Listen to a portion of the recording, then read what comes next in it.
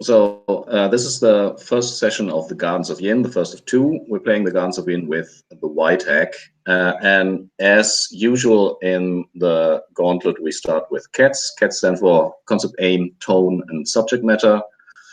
The concept of the game is we're playing the Gardens of Ynn, which is a procedural point crawl. Procedural means that the locations are not defined beforehand. We roll them up while we travel through it. And point crawl just means that the locations are important and potentially interesting, hopefully interesting, but the connections between the locations are not.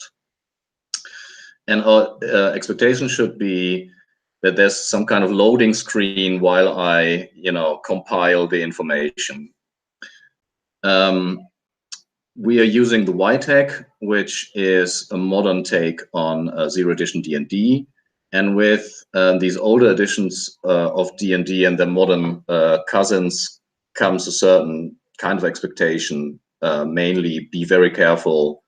We have people with 2 hit points. There are these buzzwords: combat is war, player skill instead of character skill, which means you should avoid combat at all costs, unless you know that you can win the fight. If the combat is thrust onto you, be creative. Don't just trade blows with a monster, because that's a bad idea. And character skill and player skill means that even outside of combat, you should be careful, think on your feet, use all the items at your disposal. Don't think too much in terms of game mechanics and more in terms of how to manipulate the objects in the fictional world. And then lastly, we have a setting, and the setting is Renaissance age Amsterdam, where we will start in a garden in front of a door that has magically opened not long ago. The aim is, the module has certain themes or certain tone, if you read through it, and I definitely want to convey that. There's a theme of corruption, of decay. There's like a fairy tale touch to it. It's a bit surreal. So if I can convey that atmosphere, then I reach my goal, I guess. Concerning tone, that is something that we should discuss. I personally, I'm not into the ironic distance. Everything is a joke. I prefer if players take their character seriously. But hey, I'm just the referee, so that's something we should definitely talk just a little bit later on. And then lastly, subject matter. There's nothing like horrific in there. A little bit of body horror, maybe a little bit of horror elements, definitely, but nothing drastic. However, this is a role-playing game. All kinds of weird shit can come up. That's why we have the X card. And if there's something that stresses you out or make you anxious, you can type X in chat or just say X card, and we stop and remove that element. Tone, guys, what do you think? I prefer serious as well. I put all my shit talking in the chat. Yeah, I do all my joking and bullshittery in the chat as well. I would like personally to strike a sort of like, I always like scary, I always like creepy, I always like stuff like that. But I also think I like I like the idea of a sort of like a camaraderie tone between the characters, right? Like I really love to explore like party dynamics. So my guy is like, I'm imagining my guy is almost certainly, just because I know how I play, is going to end up being a little bit more like kind of I don't know if comedic's the right word, but definitely like more of the like, I'm the Raphael of the group, okay? Like in terms of the Ninja Turtles, okay? So like that's it's going to be that, right? So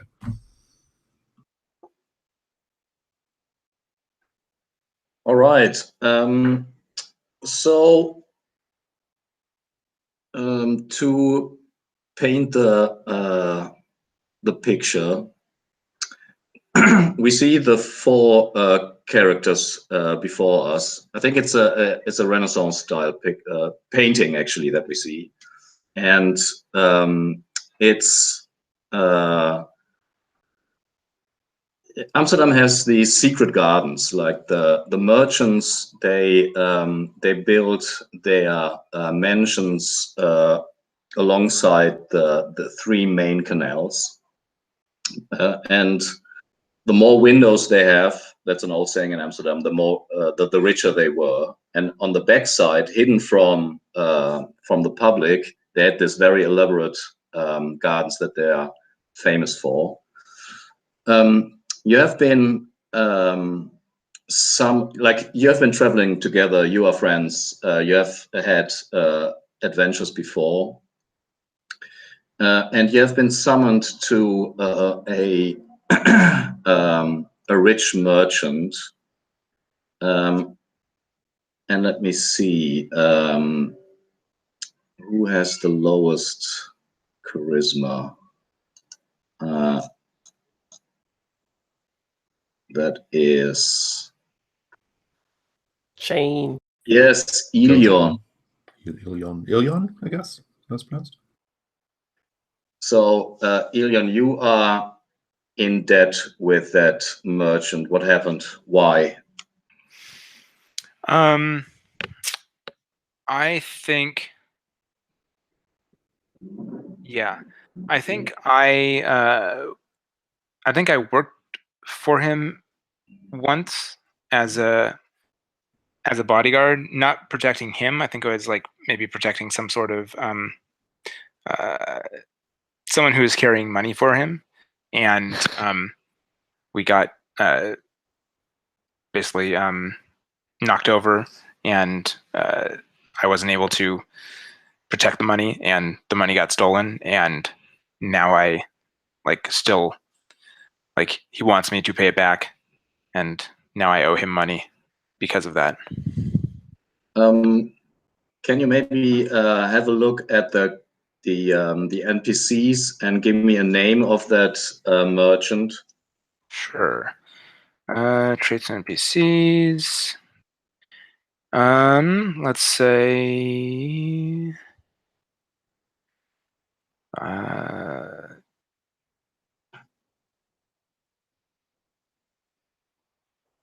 Adrian De Vries.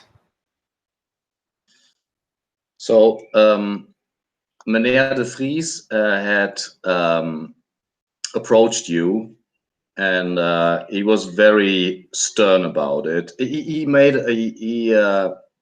get a very anxious impression from him, and he told you that something terrible had happened. His four sons had disappeared, and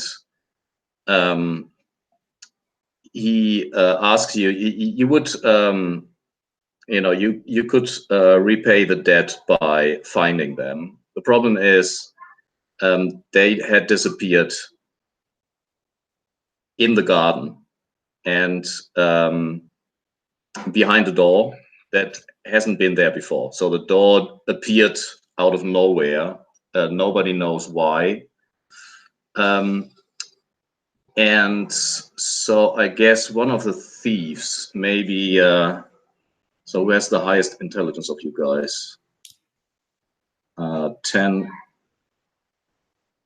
9, and 11. So Whispering Pain. You have searched the room of the boys, and you have found a diary.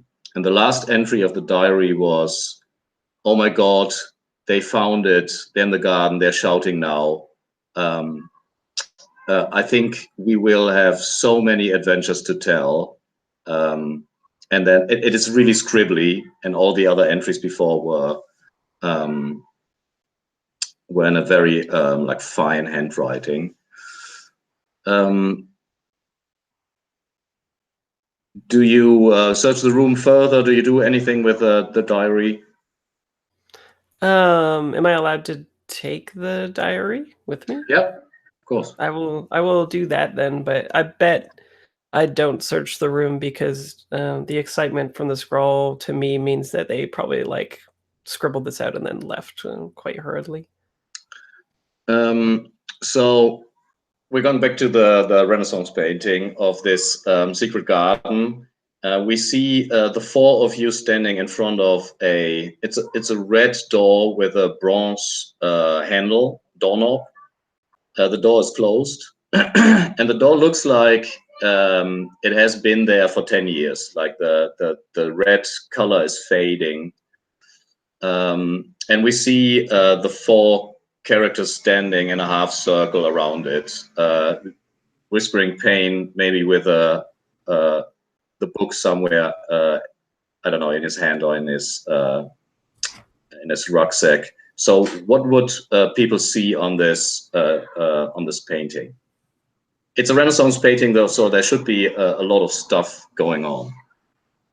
And we're in the painting? In the painting, like we start, the painting will turn into a normal scene, but we have a television series that starts. As the viewers, we're looking at the painting. Got it.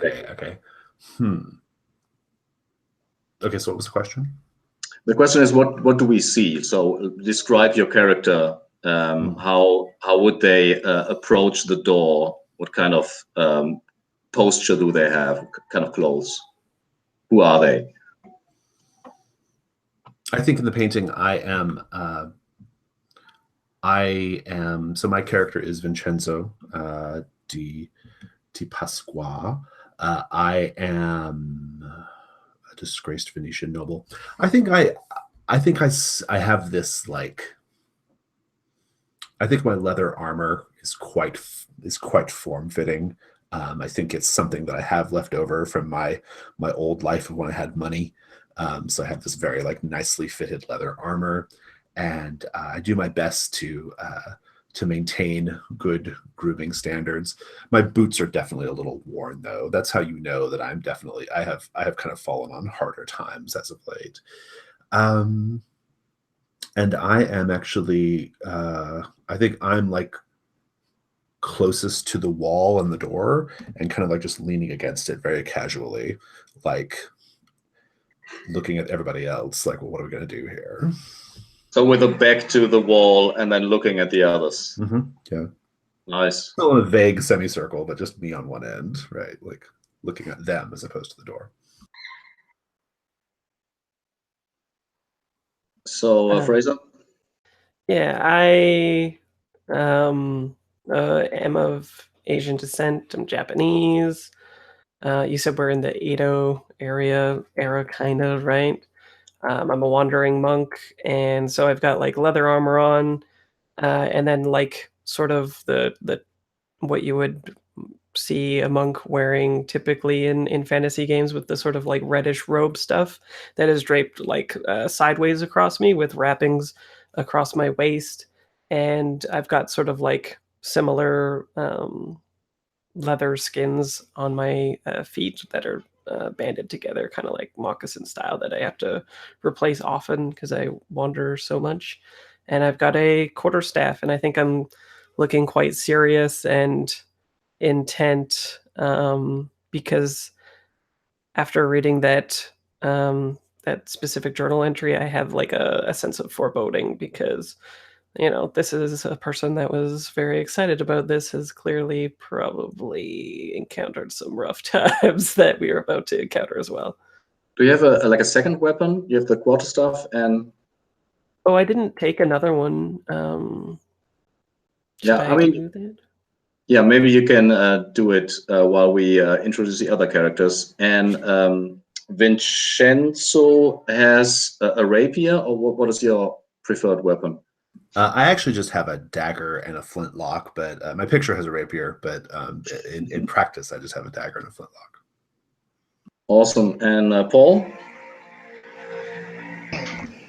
So Albertus Blumenthal, he's an older gentleman, maybe in his kind of late 50s, early 60s.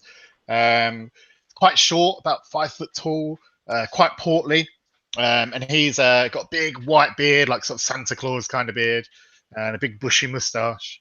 And he's wearing his these goggles like on top of his head, and he's dressed in, you know, they're quite kind of, they used to be sort of nice kind of clothes, like a long tail coat and stuff. But he's had like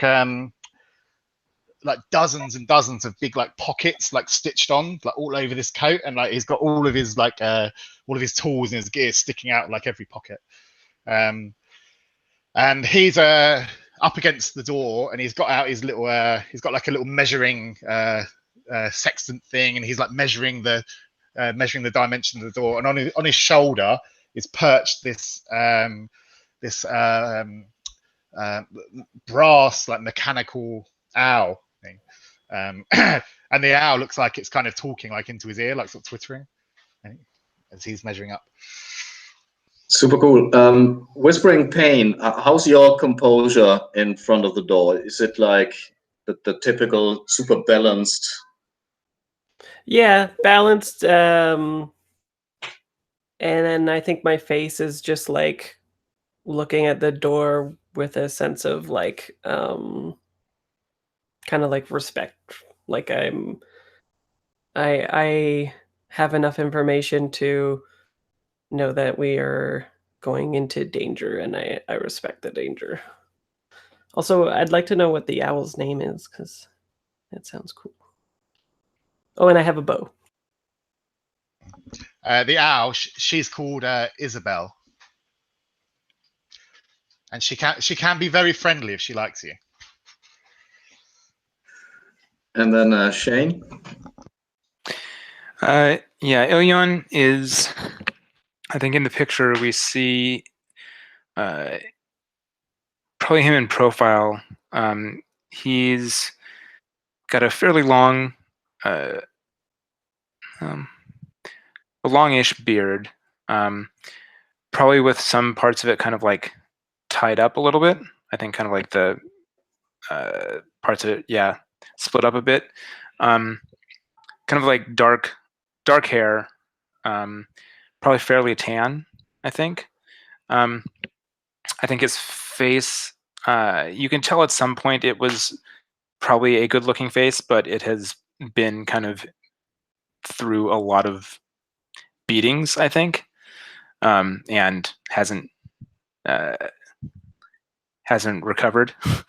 I think we're probably seeing him in kind of like pretty open linen type clothes, leggings and shirt, probably some sort of kind of sandally type things. I think we see him squatting down in that kind of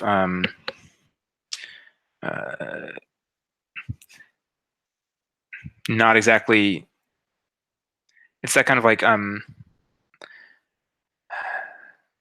that's sitting but not sitting type of a thing. I can find a picture, but pretty common in like Southeast Asia, where they just kind of like sit around.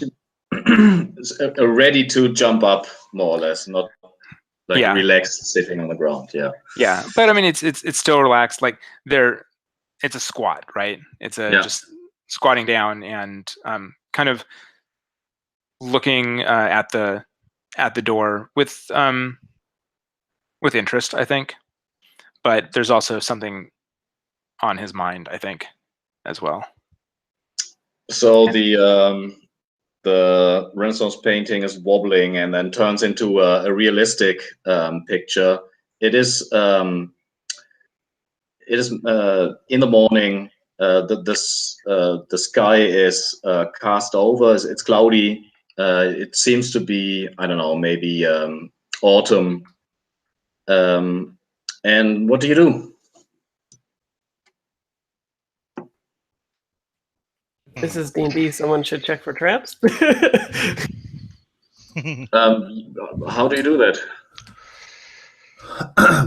I look at everybody and I say, well, I suppose it's going to be on me then. And I incline my head to agree.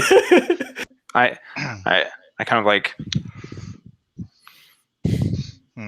Well, my preliminary inspections, my dear fellow, have revealed this door to certainly be a door. It has hinges. It has a handle. I see no traps, but you are the Venetian thief, of course. So go ahead. So Albertus, when you measured the door, you have definitely seen that the handle is, as I said, bronze and is polished, and there's a small rose like sketched into the handle. And when you measured the upper end of the door, you could see that somebody wrote with chalk. Yin by the way of Herengracht 234, which is the address. What, the address that we're at now? Yes, and the chalk is a little bit maybe it has rained in the morning, so it's difficult to see. But when you measured it, you could definitely, with squinting at it, you could see it. Is that a real address? Like, could we have a letter sent here? Is that? Yeah. Okay. But it's in chalk, so it might it's a temporary thing and only put on recently.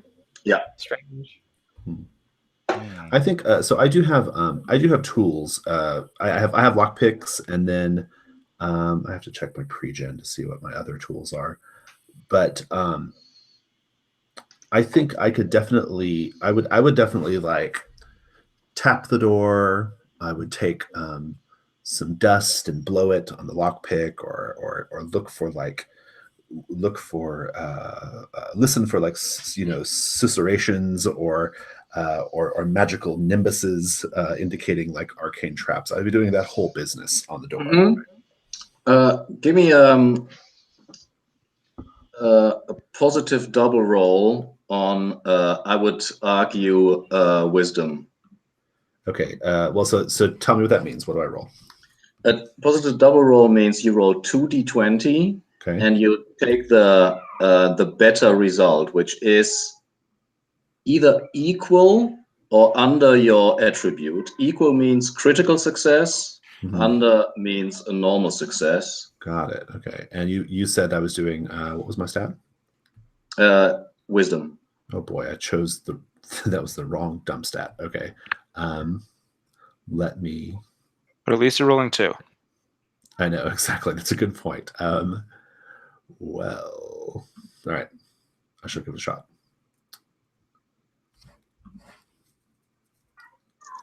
No, they were both misses.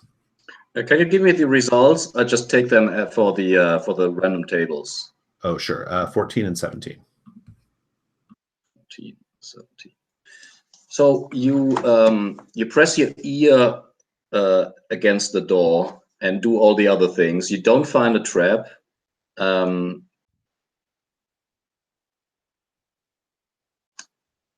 What you do here, though, is well, you definitely hear birds singing, but there's some otherworldly singing. It is what's this weird instrument called? Jesus, tamarind? No, what's it called? You know what I mean? Where you can, with hand gestures, you can modulate the tone. Oh, theremin. Theremin. So it's a very, very odd sound that you have never heard before. And then there's the sound of birds behind the door that are clearly not coming from this garden. Bird song that you haven't heard before, neither in Venetian nor in all your travels. I turn to the group and I say, I think it's going to be okay. I don't sense any traps. I'm going to check the door unless someone has a better idea.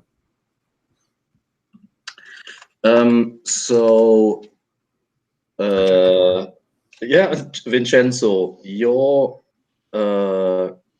constitution, let's see. and your, hold on a second, you need to give me a number, which is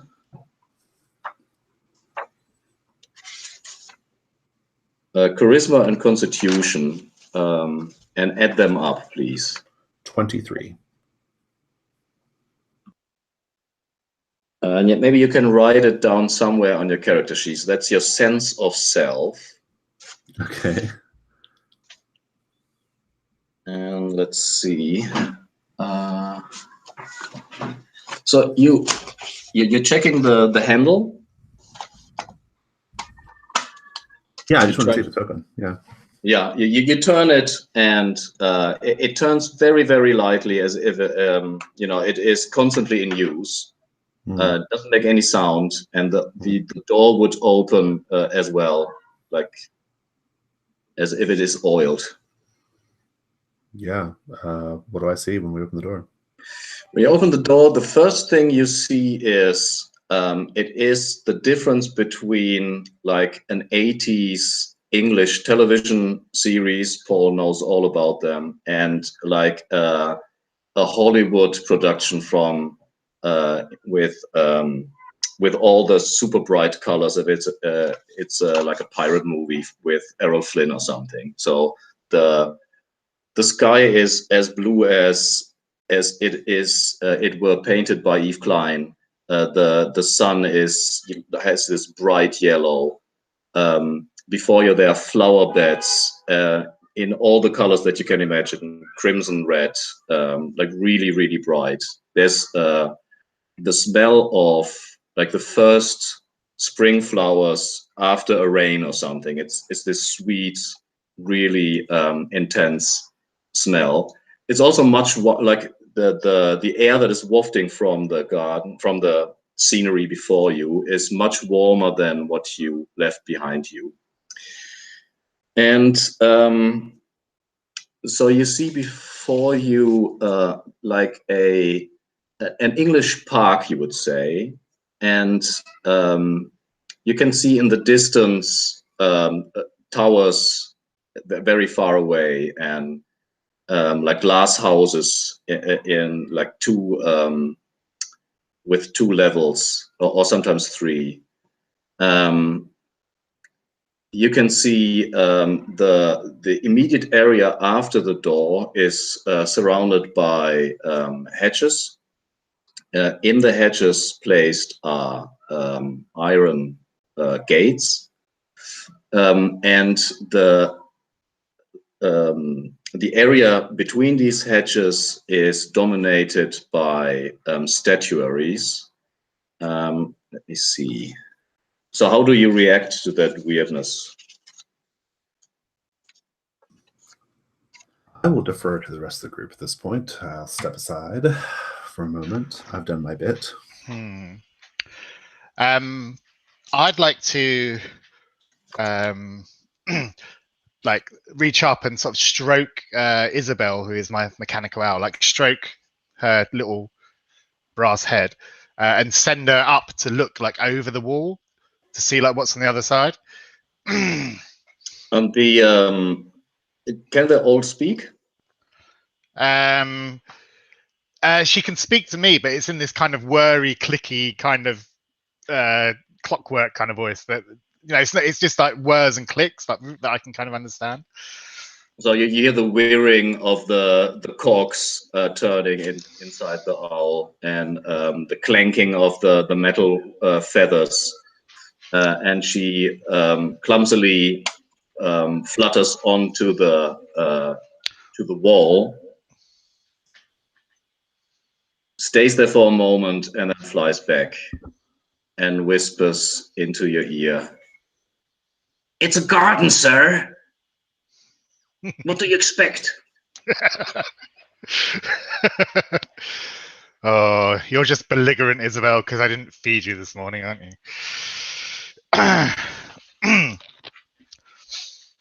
Well, I say we head on in. The smell is intoxicating, I say.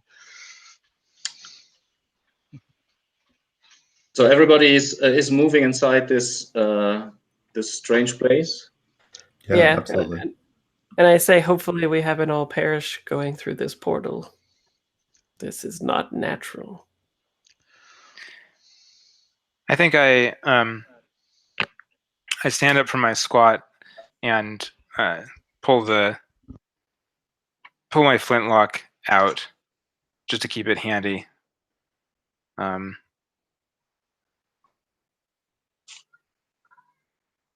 And kind of make my way through. And I think I probably will move towards the front of the group.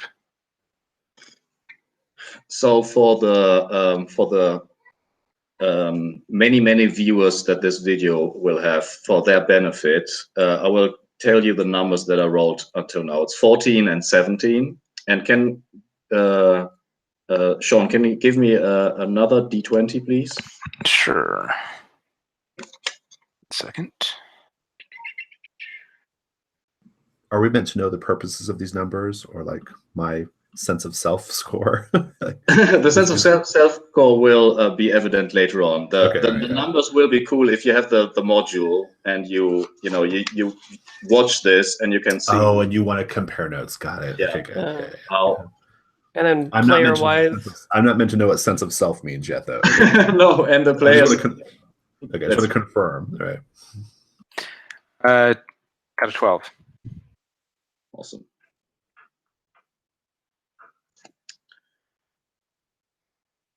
Holy shit. Okay, so as I said, you step into this. It looks like a statue field, like a place with like a dozen statues in kind of elegant poses. They don't look like humans, though. They look a little bit elongated. Everything is longer. Everything is thinner. Their heads are definitely stretched, a little bit like the Greys in the alien Greys, but much more beautiful. Except that if you look at the first couple of ones, every single one has this pained look, as if they are in terrible physical or emotional stress. And so what do? In general, what you can always do is you can interact with this location, then time will pass, or you can say, I want to leave this place, then you can just pick an exit, or you can say, I want to go back. These are the three options. If you stay, then time will pass. I assume that you interact somehow with the location, which also means something can happen, obviously. If you just say, I'm rushing through the area without looking at anything closely, then we go to the next location. okay. So do you stay? I vote for stay. Yeah, I think I'm going to walk up to one of the statues and kind of I want to feel as to whether or not the stone seems familiar, like if I know what kind of stone it is, and or also like whether or not it's warm or cold. They're marble statues. It's cold stone. And they're a bit taller than human beings, and they look like, I don't know, like the portrait of elves, maybe, or something. Are they on pedestals or are they just? Yeah, they're on pedestals. Okay. I begin tapping around the pedestals immediately, the plinths and pedestals, to see if they're hollow or if there's something inside. I would like to point out that this is something that the Thieves Guild tells us to do. Always be tapping on the plinths and pedestals. Just Definitely. Just following procedure here, right? Tapping, listening. Yeah, you're doing thievy things with your background as a member of the Thieves Guild. That gives you a positive double roll. arguably on wisdom again. Gosh, I really should have put my other. I should have like not made wisdom the lowest stat. I didn't. I was like not thinking how they. You can. I mean, this is not a punishment camp or something. You can still change your stats. Yeah, I think I'm going to change my. I'm going to swap my. I'm going to at least swap my int with my wisdom. It's just a 9 and a 6 swap, so just got that fucking 6. And like that's gross. All right. Okay, so double positive. You said. Mm-hmm. Okay. Now I don't have a group on wisdom. Does that affect things or? I would assume that you're like being that actually does affect things because it's not your. Where's your Thieves Guild? I had it in dexterity, but that's because I thought this was going to be like Dungeon World, where you use dex to do all your like trap finding and shit. So yeah, you can move it to. I think I would move it. Yeah. Okay. Okay. So we'll say it's there on wisdom then instead, because I think that's more what I had in mind. So, okay. So double positive. Mm-hmm. Both rolled under. I got a 2 and an 8. So the pedestal itself is completely solid. Okay. You would assume that if you chip off the marble, that would be worth something. Yeah. While you are like knocking at the statues, what is everybody else doing? Me, I wanted to see if time moved the same way, so I think I take a flower petal and throw it in the air and see if it falls at 3 centimeters per second to see if time is acting properly. Do you measure time or gravity? Well, I think I start with gravity because yeah, easier. I just want to know if like natural physics are happening in this place. So we are coming up for a break, and I want to break on a high note. Sure, we can save mine. Definitely a high note, a cliffhanger. So we see the what have you thrown? I imagine just like a few petals from a flower or something like that. So the petals are falling down on the ground.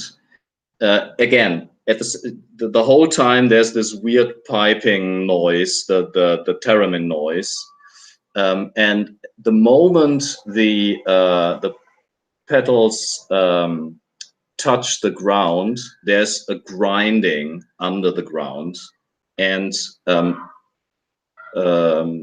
the earth is opening up at some places. Statues are disappearing into the ground, and the whole thing seems to be deconstructed as you look. And there are these 3 exits that you can see, and I would say fire break for 5 minutes. Yeah, sure. Ooh.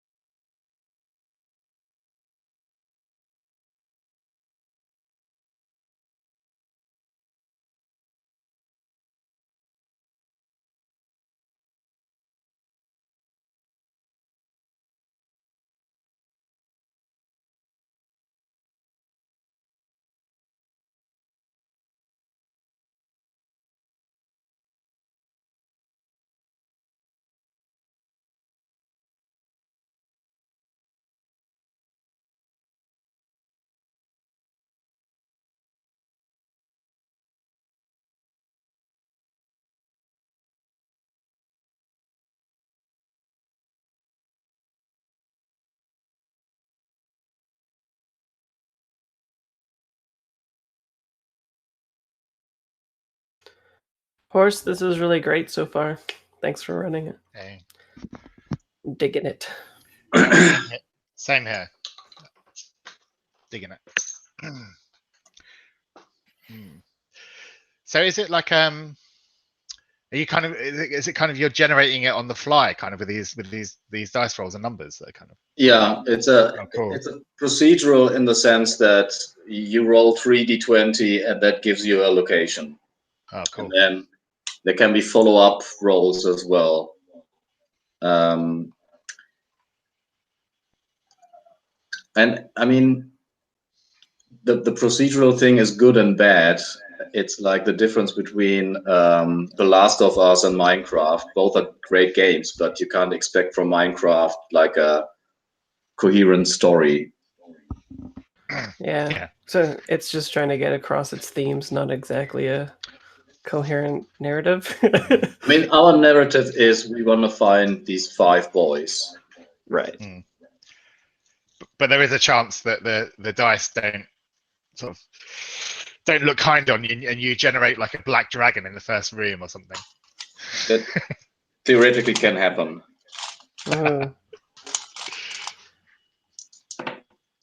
If it's a Renaissance painting, maybe we'll fight the red dragon.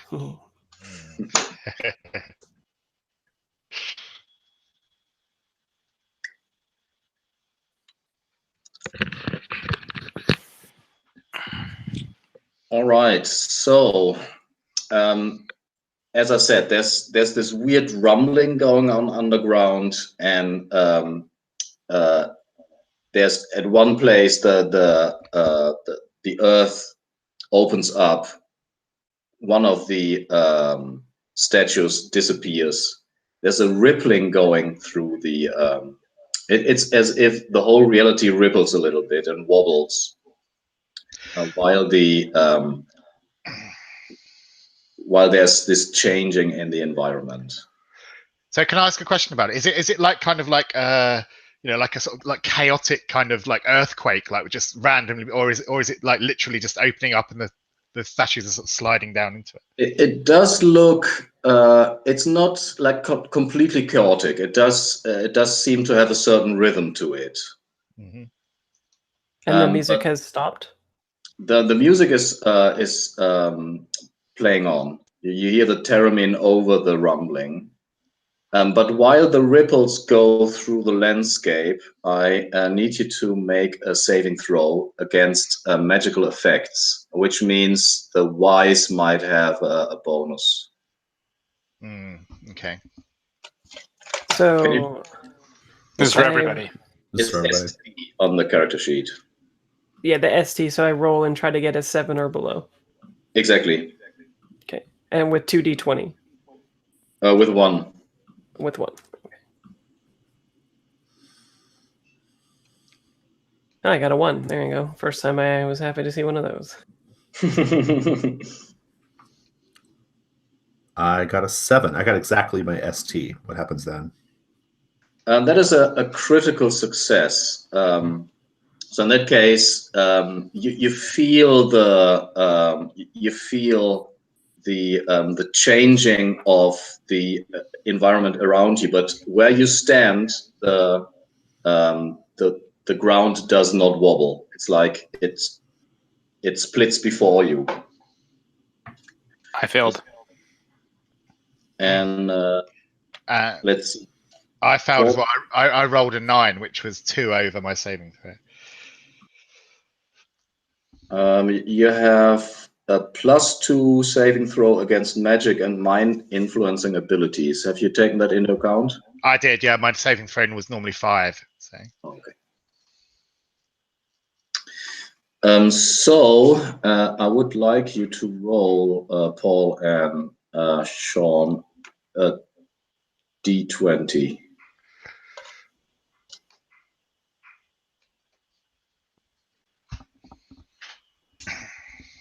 I rolled a 7, Horst.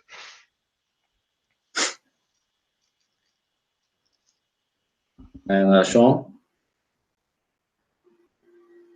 A 3. Yep.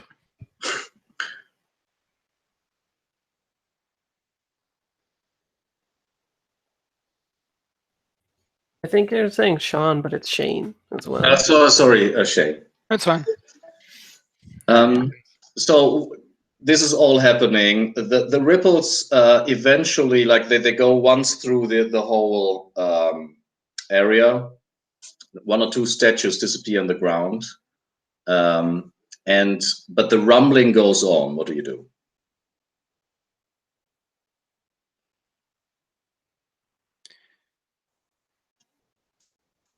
Peace out. I'm sorry, who was that directed at? Fraser. So what's Whispering Pain doing? Yeah, I think this is alarming, and I try to go away from the epicenter if I can discern where that is. So there's not really an epicenter. It's like a wave going through the area, and it has passed through you. But it's not like continuing. It's come and gone. The rumbling is continuing. There's rumbling underground, and that's continuing as if there's like big cogs moving underground. Interesting. Okay. As I said, there's the three hedges surrounding the area. There's the a brick wall behind you with a door, and in the hedges there are three metal gates. I think I head towards the metal gates, but I also turn to Albertus. Albertus, is that right? And I'm wondering if these cogs, if they are churning, if you can understand them, since that's how you speak to your mechanical bird. Maybe the Earth is trying to communicate with us. Albertus, what are you thinking at the moment? I'm thinking that we are in the middle of a seismic event, and we need to make sure we don't fall down into these big bloody ravines that are suddenly appearing. So yeah, I'd like to take out the rope from my backpack. I'd like to tie it onto the nearest statue. So put a loop around it and tie a good strong knot, and then get everyone to like hang on to this rope to just make sure that if they do fall, then they're hanging onto the rope. And are you guys doing that? What's Vincenzo doing? Am I safe? Like you said, it kind of like split before me. Yeah. Like, am I personally safe? You feel like as if there was a danger approaching you. You have this thievery danger sense somehow, and that it didn't affect you. But you can definitely see that you have seen that the rippling effect went through Albertus and Ilion, and it affected them. And they are currently like, where are they in relation to the ravine that's opening up? The ravine opened up and closed again. So this changing effect is over now. There's just the rumble that has that is persistent. So what are we doing with the rope then? just in case it opens up again? Is that the idea with the rope? Yeah, I mean, yeah, I was worried that this is going to open up again. So at least if we've got the rope tied on, we might be able to hang on. But then, of course, what might happen is the statue might go down and we get dragged down into so I guess we'd let go of the rope. Right. Yeah. Maybe we just leave. How about that? That sounds like a good Go towards the metal gates. Yeah, I mean, if there's no clear and present danger of more ravines opening up. Is there a way that Albertus could figure out if the Earth is speaking, though? If it is this, like the same, it seems similar, or maybe that was just like a simile that you were using. But if it is like the way that the bird speaks to him, it would be interesting if that was a thing. Yeah. Did I hear like the sound that the rumblings would make? Was it the sound of like tectonic plates shifting, or was it the sound of like machinery kind of moving? It's a sound that's definitely familiar to you. It's a sound of machinery, and while you are listening to the aftershock of when you're listening for the movement of these wheels and cogs underground, you also are affected by the this weird singing sound, this theremin sound, and can we pinpoint where that's coming from? It does seem to not come from the place itself, but from the hedges. I feel like we need to figure out what that is. I'm gonna try to go to to go investigate that sound while Albertus tries to deduce what's going on with this noise. So you approach one of the hedges, and you can see that there are glass pipes sticking, like they are coming out of the ground, but they're inside the hedges. They look like steam vents. That they're really some of them at least are quite big. Some of them are smaller, and then you see maybe a handful of them. And they come out of the ground or disappearing again into the ground, and the singing definitely comes from them. Huh? How interesting.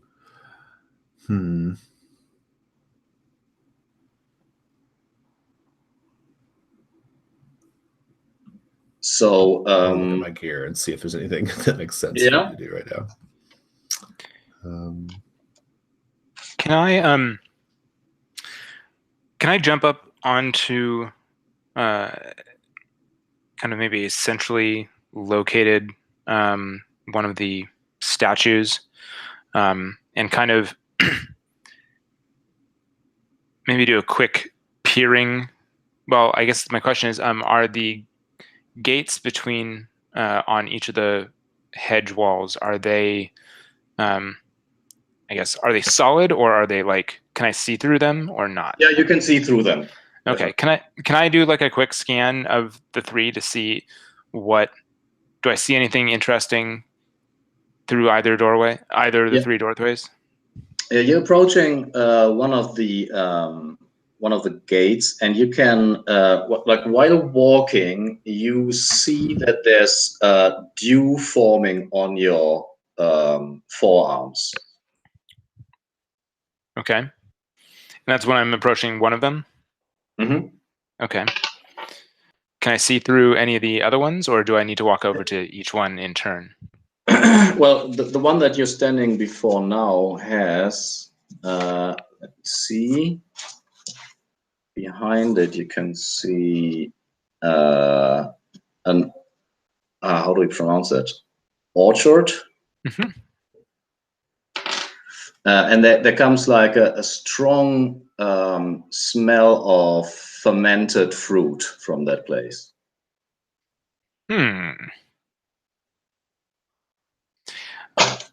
I think I would probably kind of shout to the others. Look like there's fruit trees over here. Anyone hungry? I definitely prefer to be eating something than falling in whatever that is. And I think I'm just going to kind of... I call back. I'm over there by the pipes with the theremin noise. I call back and I say, correct me if I'm wrong, but didn't Whispering Pain, didn't he mess with the flowers and then suddenly a magical ravine opened up? I call back, yes. Yes, indeed you did. So I'm sure the fruit will be totally fine, though, to mess with.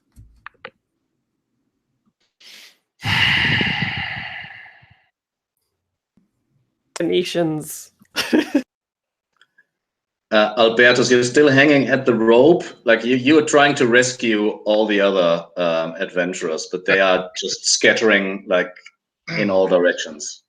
So yeah, I'll just kind of humph and like untie the knot from the rope and say, well, whichever way we go, let's just get out of here and get out of here quickly. Is that the truth? Is that what you really feel at the moment? Are you disappointed that your plan didn't like But I'm feeling a bit foolish, you know. I'm like instantly kind of jumped up to save my own skin. And I'm like, a bit sheepish. So instead of what you said bunch of ungrateful idiots.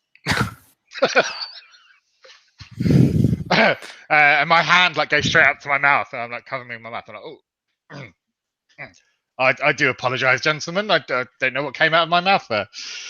Is that the truth?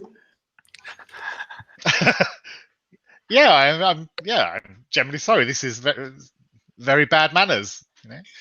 What I'm trying to convey is you're unable to tell a lie from now on. Everyone? That's Sorry? fun.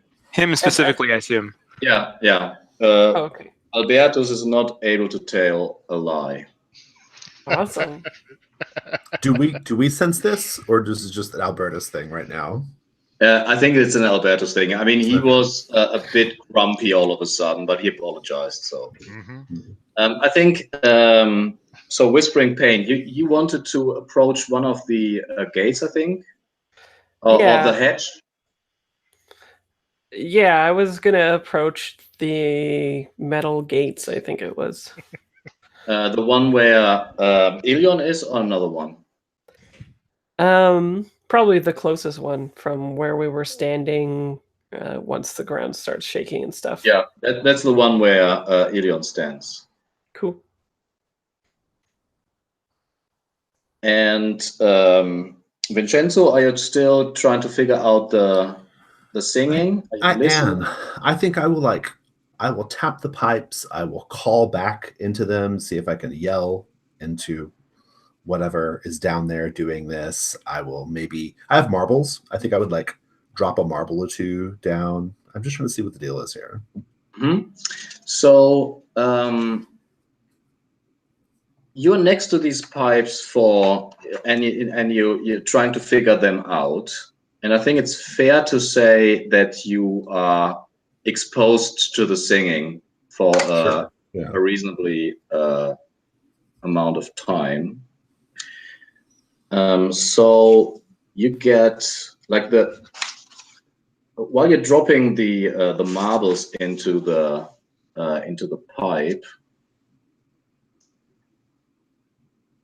you have a synesthetic experience. Okay.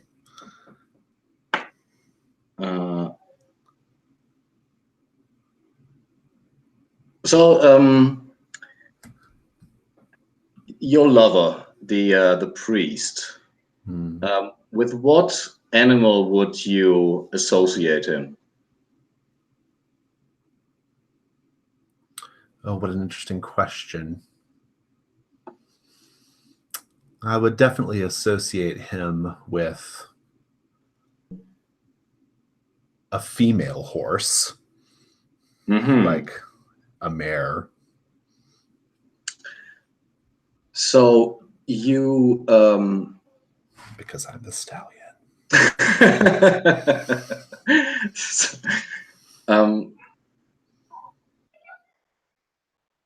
So I think what is a good synesthetic? I mean, I think you can smell the voice of your lover as the sound that a horse makes, if that even makes sense.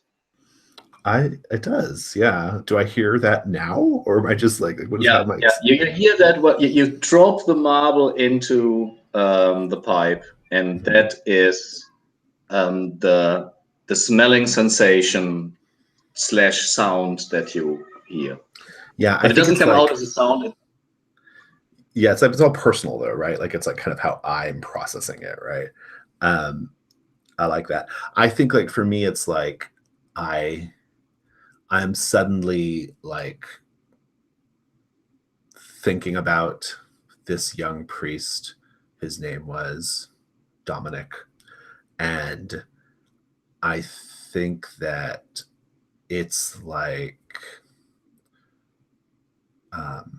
I just get this sensation of like snorting and like heavy panting of this animal racing across a field with fresh cut grass that I can smell, and all that stuff is going on, right? And yeah, I'm fabulously aroused right now. So while Vincenzo has this weird erotic trip, what is Elion doing? You're standing at the entrance of the gate. Do you open it? Do you approach another one?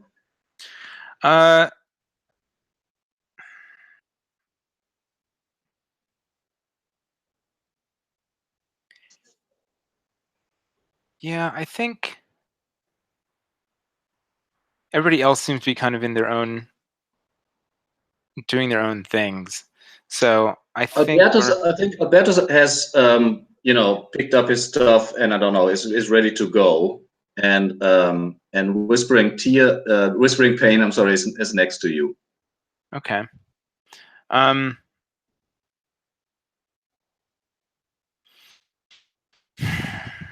I don't want to go in an orchard. Yeah, I'll just go ahead and open up the gate and go and head in towards the orchard. Awesome. Can you give me 2d20, please? Sure. The first one I rolled was a 4, by the way. So 2d20 to let's make it yellow. A 6 and a 17.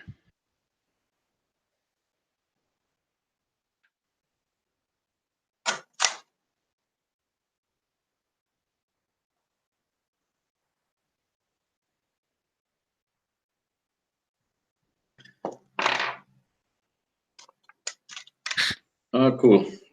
So yeah, the smell of this place obviously gets more intense when you approach it. And there are 3 rows of these trees, and they have. Let's see. There's also like a lot of rotten fruit on the ground. What is the rest doing? Is anybody else coming along, or? Yeah, I'll follow him beside you. And I call back and say, "Into the orchard." I will leave my a trip here if I can. I'm not sure if I'm like bound to do this or not, but I'm gonna get up and I will also go follow to the orchard. Yeah, you're not bound to follow. I mean, I think you're fascinated by the sound, obviously, but how you react is obviously up to you. Yeah. And Albertus, like, he kind of, as he goes to leave, he notices that Vincenzo is kind of looking a bit out of sorts, somewhat, and we'll sort of go and slip his arm around Vincenzo's shoulder and sort of pat him on the back and go, "Are you okay there, young fellow? You're looking a bit out of sorts." And I just sigh and I say, "Yes, I was just this garden reminded me of the gardens back in the home of my family, in our villa, in our palazzo back in Venice. Feeling a little wistful." Strange how aromas can awaken memories, isn't it? So strongly.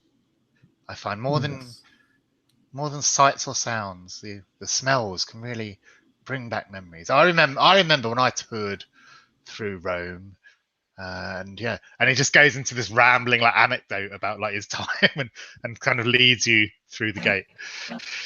And then I just, like, while you're going on and on, I just look at Isabel and I say, "Can that thing crack a walnut?"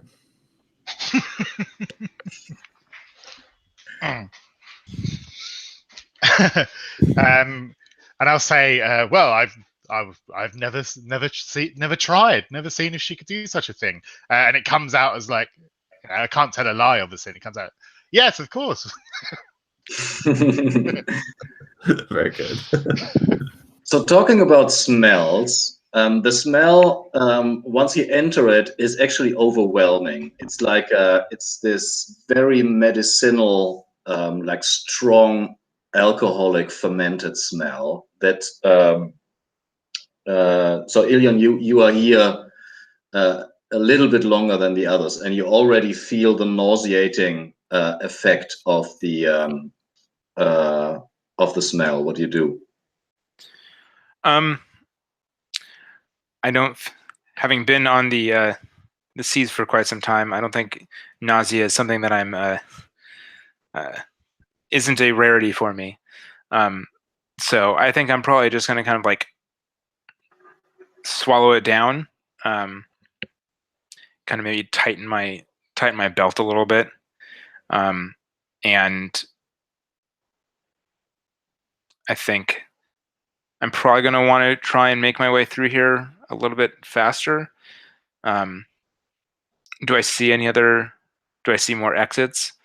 Yeah, this location has no boundaries, but there's definitely like a path with stone slabs going deeper. There is though the remains of a brick wall to your right, and these are there's the 3 rows of trees. The trees they are coppiced, if that is a word. So they are cut in a certain shape that the branches start higher up, but they're very gnarly and they haven't been tended for some time. The fruits on the trees, they are weirdly shaped, elongated, in bright yellow color, a little bit like pears maybe. But the ones that lie on the ground, they are brown and rotten. Then there's this crumbled brick wall on the one side, and the stone slab pathway leading away from that area. Which way? Is there any wind blowing? And if so, I think I'm going to go in whichever the direction would put me downwind. I'm sorry, upwind, I guess. Yeah. Get me away from the smell. Yeah. The wind is coming from what is it? The east, and the pathway is up north. I would walk up to Ilion and I would say, "So you're a bodyguard by trade, correct?" I am. Well, my family, we employed a number of bodyguards and other servants.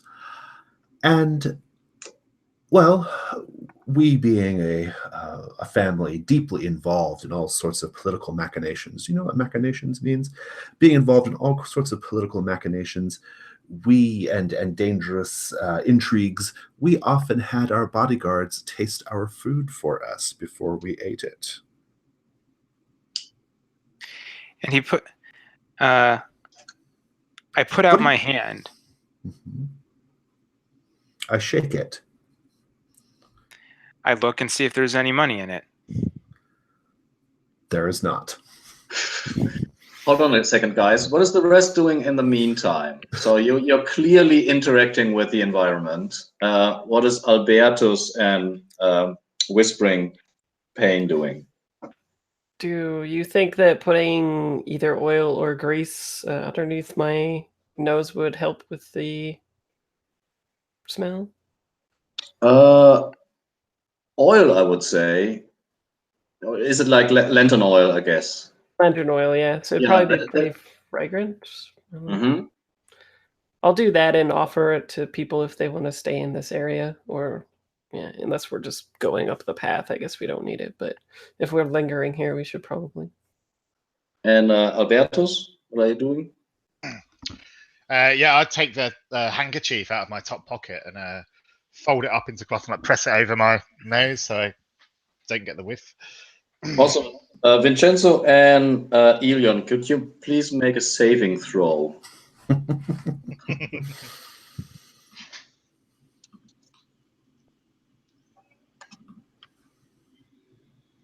No, I failed. I got a 19. You feel sick to your stomach, and you need to. That gives you 1 damage, one of the 2 you have. Oh no! Oh no! Okay. And the same is true for Elion, another point of damage.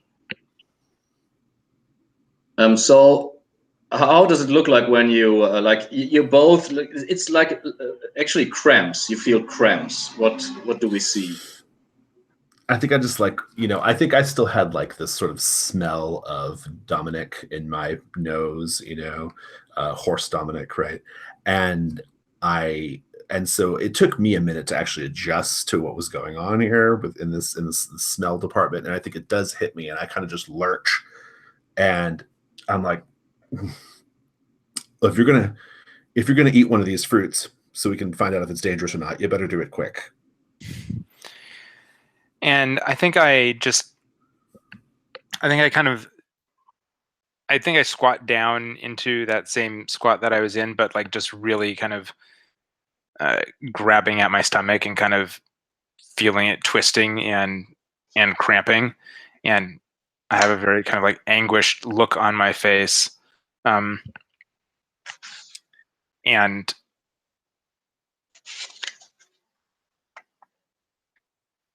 I think I grab one of the fruits and I look as though I might throw it at you.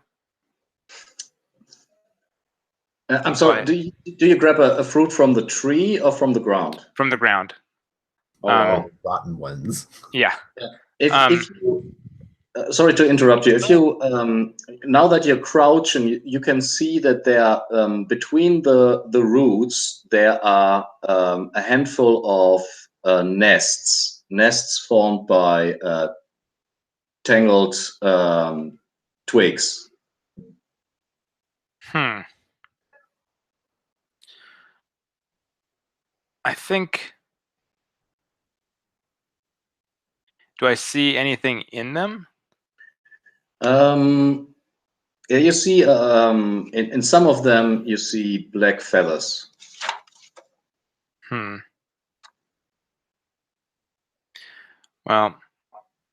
I kind of like toss the fruit to a side and I think I just kind of shake my head and stand up and say, you're not the one paying me, so unless you become the one paying me, I ain't doing you no favors.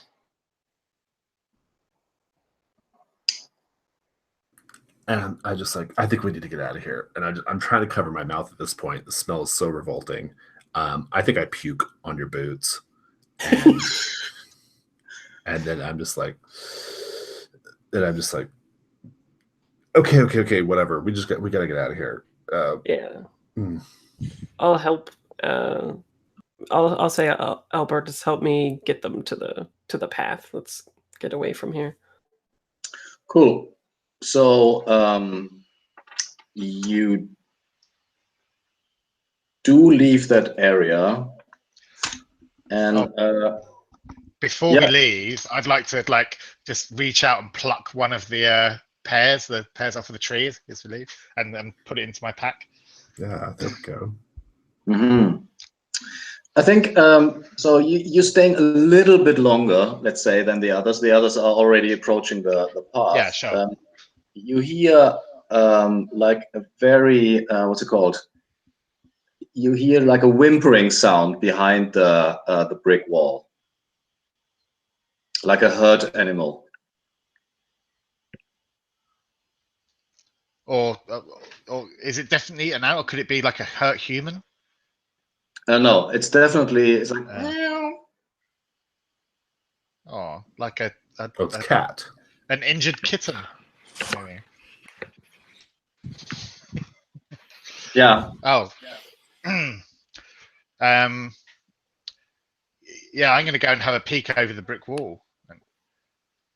Do you still hold your handkerchief in front of your nose? Yeah, I've still got my handkerchief on my nose, and I'm not going to go. I'm not going to look over the wall directly where the sound is coming from. I'm going to go right to the end of the wall, and look over the side. Yeah, it's as I said, it's like it's just a part of a wall that also had crumbled, and you can see that when you look behind the wall, you can see that there's a perfectly straight red brick pathway leading away from it, and in the shadow uh, of the wall, you can see a black cat, and it is there's like a white foam around its mouth, and it's like sneezing and coughing and making this sounds. Hmm.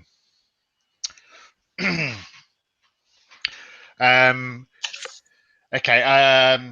I'd like to call out to everyone else as they're leaving and say, hey, don't leave yet. I've found a path.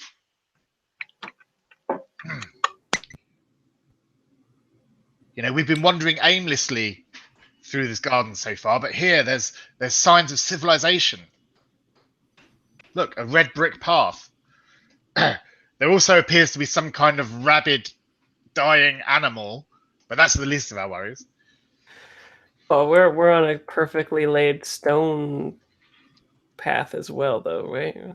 Like it's not like some deer ran around and laid this or something. No, that is true, but the slabs they look more like improvised. That they are these stone slabs just leading away from the orchard. Orchard. Orchard, sorry. But the red brick path, it has it is really like in a straight line and pretty wide as well. Okay, so there is like some engineering versus haphazard stuff. Okay. So I say we follow this extremely well laid red brick path. Sure. Out of character, sure. I think it's just important to get our one hit point person somewhere fast, basically. My body draped over Ilyan, I follow follow towards the path. And your vomit. I guess the only thing we need to worry about. I'm like, sorry about that. That's fine. And I'll stop everyone before we climb over the wall. Like, the only thing we need to worry about is this rabid-looking pussycat down here. Why do we Rabbit? about it? Excuse me? Oh. The cat speaks, and it is unamused. I feel a bit under the weather. There's no need for hostility. If you could please carry me away from this horrible place. Well, I do apologise for referring to you in such a derogatory term. I meant no ill by it. I hope you please accept my apology. It coughs and there's like bile coming out of its snout.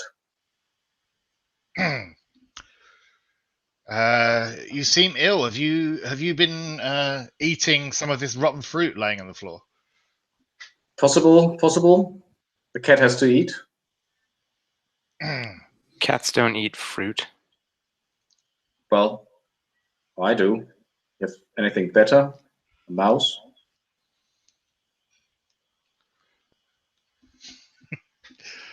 No, I don't. I have a ration. I'll say If I give you some of this dried meat, talking cat, in exchange, will you tell us all your secrets? Not all of them. Some maybe. All right. You drive a hard bargain, talking cat, but that's fine. And I go for a dried ration. Does everybody hear the echo, or is it just a Fraser? I can't hear it. No. I can't hear it either. It's gone now. It was Since I wear the headphones, maybe. yeah, I think so. So, are we up for another break? I always forget breaks after an hour. I could go for another break, but If everybody, I'm cool, but if somebody else needs a break, that's fine. Yeah. Okay, cool. So, like 20 past. Yeah, sure.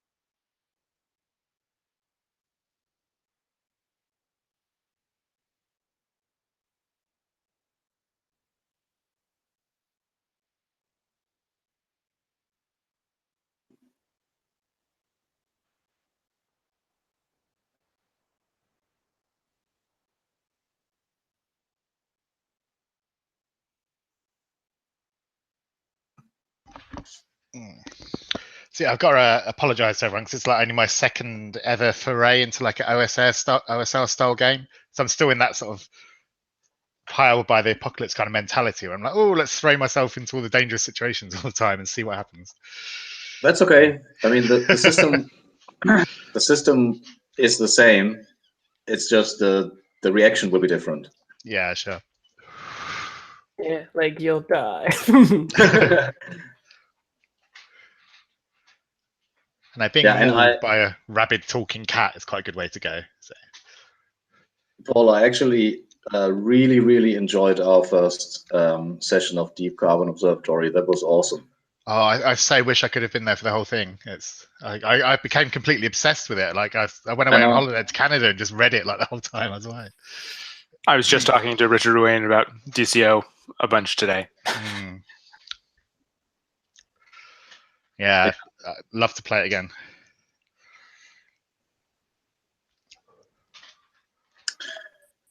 Okay, guys. So the situation is, you are behind this brick wall. There's the faint smell of the rotten fruit.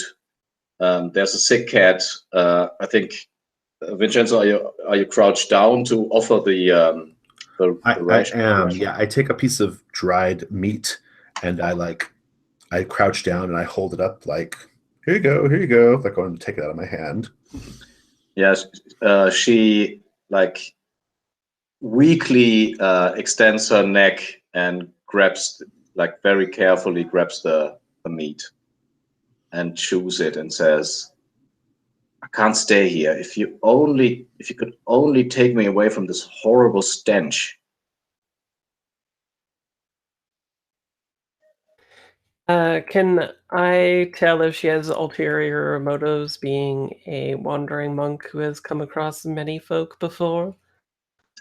I mean, have you ever come across a talking cat, though? Are you saying their mannerisms differ from humankind? I assume they do. Have you possibly come upon tricksters laying on the side of the road pretending to be ill? Yeah, I have. Well, you can definitely. Where's your wandering monk? Yeah, so tell me about it. So, have you? Yeah, I think in my travels I've come across all manner of traps and being waylaid and stuff along the road. I'm sure people feigning illness is a common thing. All right. So, I mean, you see the foam around her mouth. Rabid as fuck. You've seen her like puking that bile out. So there's definitely something wrong with that cat. She's not, or she's a really, really good actor. Right, and there's no cure for rabies. I say, we will take you, cat. We will take you with us. And Shall I call you Mittens? We had a Mittens back at the Palazzo. You can call me whatever the fuck you want. It would delight me mightily. And I will tell you a secret that might interest you. So, if you follow this red brick path, you will get deeper into the gardens as you might wish. But if you hurry, you might also find this very white boy I saw. A boy not from this place. Well, A lost boy? He has the aura of innocence, like you guys. I am not innocent, Mittens, let me tell you. There's nothing innocent about me. Nothing. I could tell you stories, but I won't for now. Okay, so I think we should help this poor madam, shall I say, to get her away from this stench. Has someone got some cloth or some clothing I could use as a makeshift knapsack.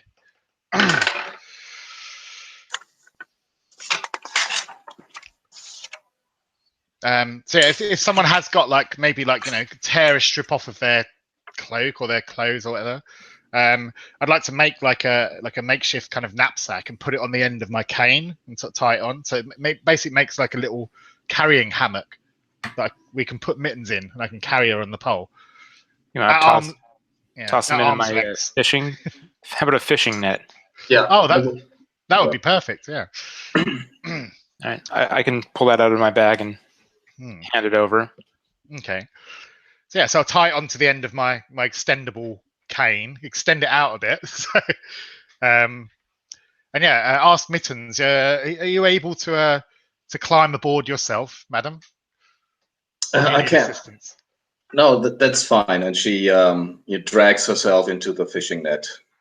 This is very undignified, but you cannot choose your means of transportation if you're as weak as I am at the moment. And yeah, go on. So I'd like to sort of lift her up and put the cane like over my shoulder. So it's extended to like a good like 5 or 6 foot out, and she's sort of tied at the end. So can someone kind of walk behind me to make sure she doesn't like jump out and like kind of bite me in the neck? Yeah, is there some kind of marching order? So Albertus would be in the front, or is Ilion before him?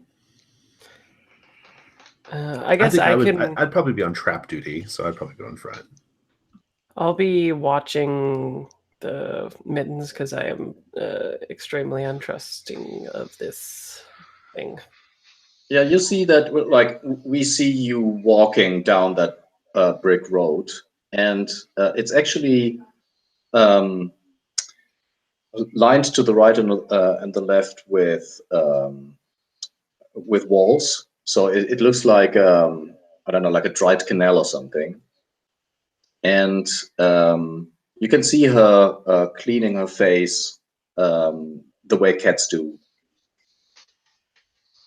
Only if you skin her. And so, what are you talking about while walking this down this this brick lane? And can I have 3 d20, please?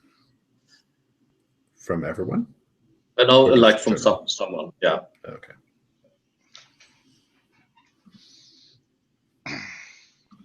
Well, I'd like to strike up a conversation with Mittens, about this white innocent boy that she saw. Where did she see him? Like, how long ago was it? How was he? Was he scared? Was he happy? There's so many secrets, and that's what you're interested in? The boy? 14, 9, and 3.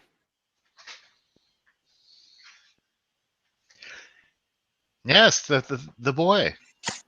5 boys, in fact. Just saw the one.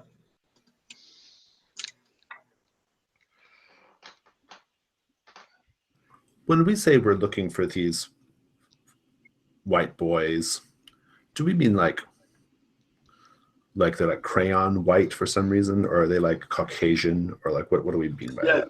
Like it's the Adrian de Vries, the merchant. White, or like... no, just that natural Dutch white. Okay, got it. All right, yeah, okay. So Caucasian. All right, that's what I wanted to understand correctly. All right. No, not the white people from Akosa. So yeah, she says that's all you're interested in.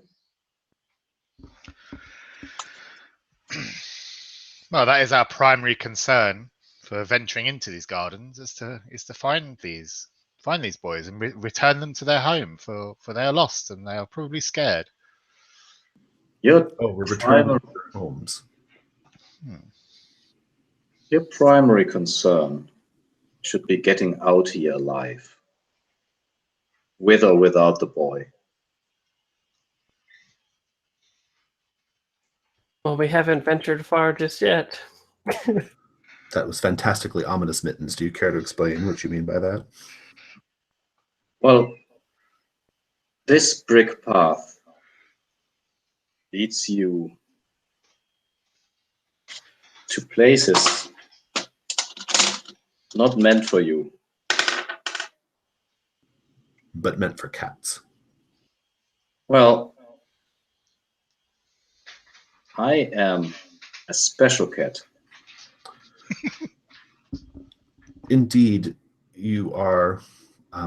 I was going to ask, how did you come about your skill of speech, Mittens?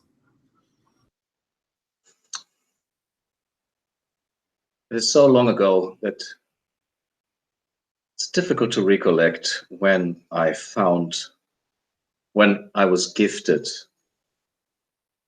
what should be everyone's right, just to speak your mind.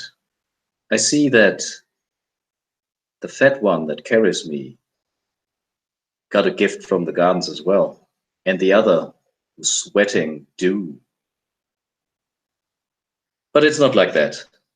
The witch gave me speech, but she's dead.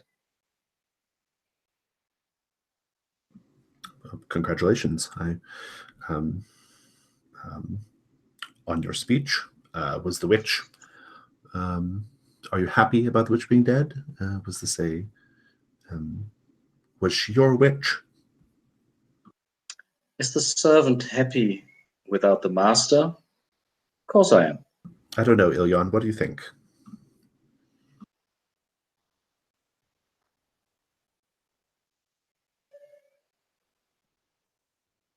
Well, that's a very tricky question. Ilyon is not answering, it's just ignoring. Well, I'm thinking about it. That's a very tricky question. Is the master happy with the servant? From my vantage point, I believe that servants want things to do, and it's best if you set them to doing things, or otherwise they just sort of wander about in circles until you set them at something. So it's a bit of a loaded question, Mittens, is all I'm saying. We are all servants, whether we realize it or not. And when at that moment when Mittens calls me fat, I just accidentally swing the pole out and like bang her into a tree as we go past.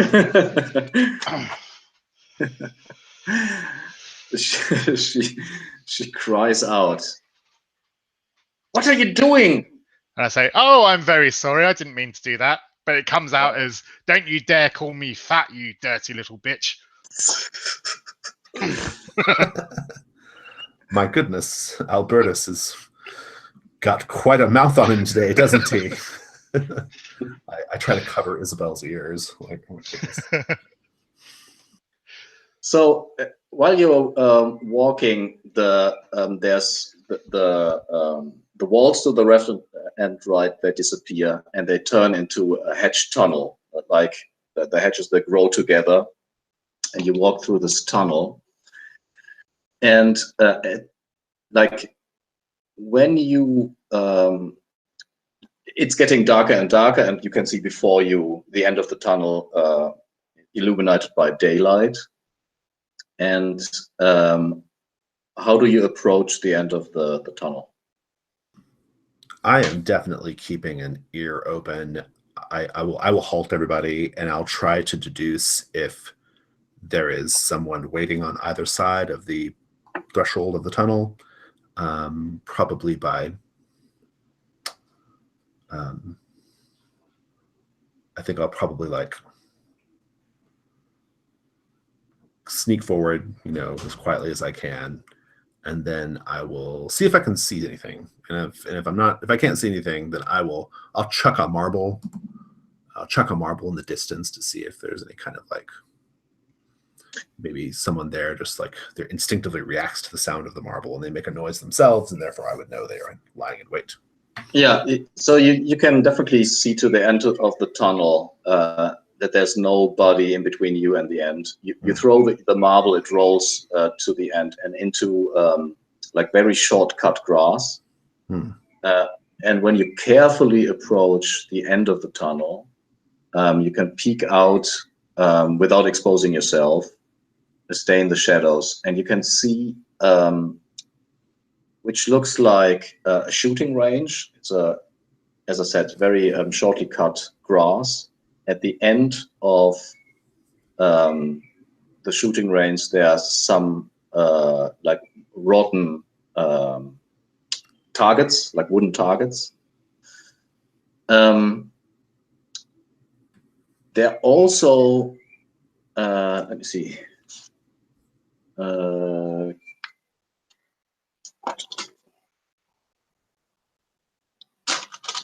Like a couple of, there are 6 gigantic birds like walking over this lawn, and there is on the side of where you would assume the the people shooting the bows were, that you can see a young boy crouching behind a marble bench, hiding from these gigantic birds. They're tall as like grown-up men.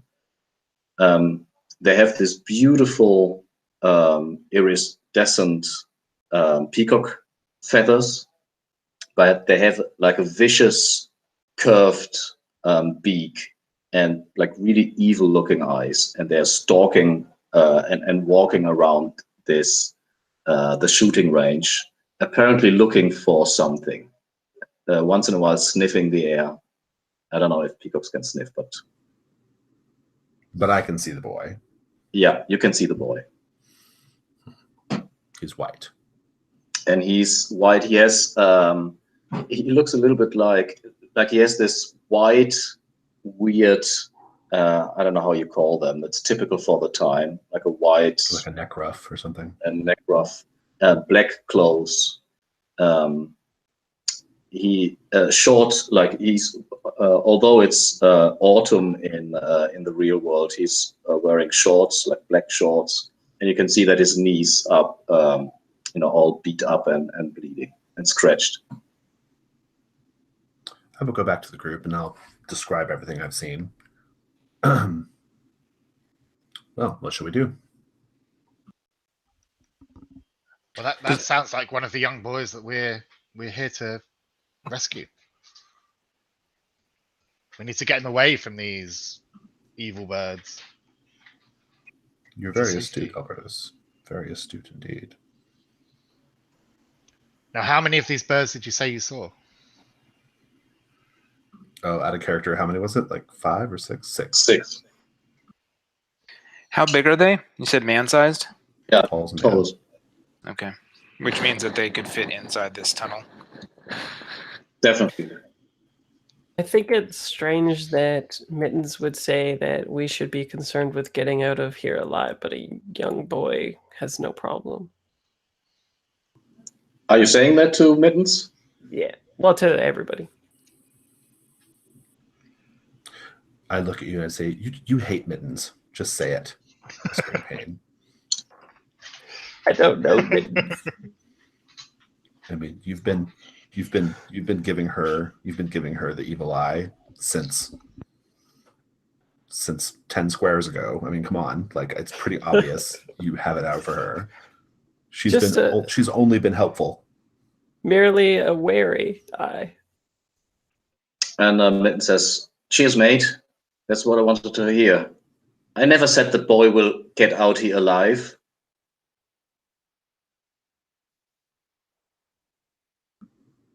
Yes, she was just trying to warn us away from suffering the same fate as this boy, who probably also didn't listen to Mittens. Right. There's so many secrets, and you wanted to know the location of the boy. And now you're complaining? She's actually now, all the foam is gone. She has cleaned herself up. And although she's lying in like in this fishing net, she has some aura of grace about her. Have you ever seen a more distinguished feline? I mean, really. We have to get this boy. So what's our first plan of attack here? Well, I really don't believe that a head-on assault on 6 very vicious-looking birds is a good idea. What if we send Isabel in to distract them and indeed lure them away from the shooting range? Oh, so you want to send Isabel here into mortal danger? Well, it's Right, unclear. right. That's chilly. That's cold. But you can fly over. Is that them. Isabel? That's Isabel. I mean, Isabel is a machine. She has no soul to speak of. You can just build another one. I'll cover Isabel's like little ears, and please, Vincenzo, she has feelings, you know. She is certainly not. Like rich with lifeblood and fur and dignity like Mittens. That's for sure. I can still hear you.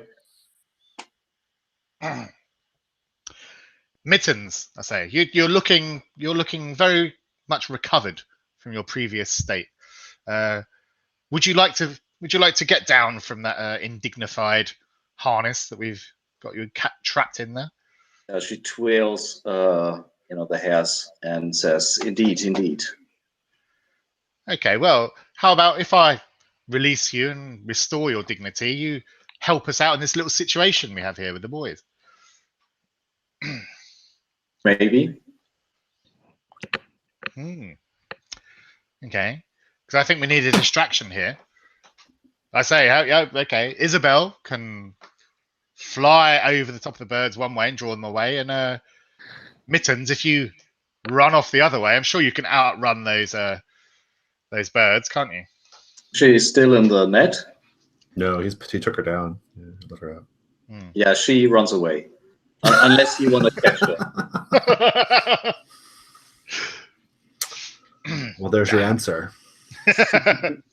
I mean, you can That try was to grab her. useful. I say she does appear quite fast, Alberta. Yeah. No, she's gone. I think it's time for Isabel to do her stuff. All right, that's the first miracle. I think. So, what do you want her to do?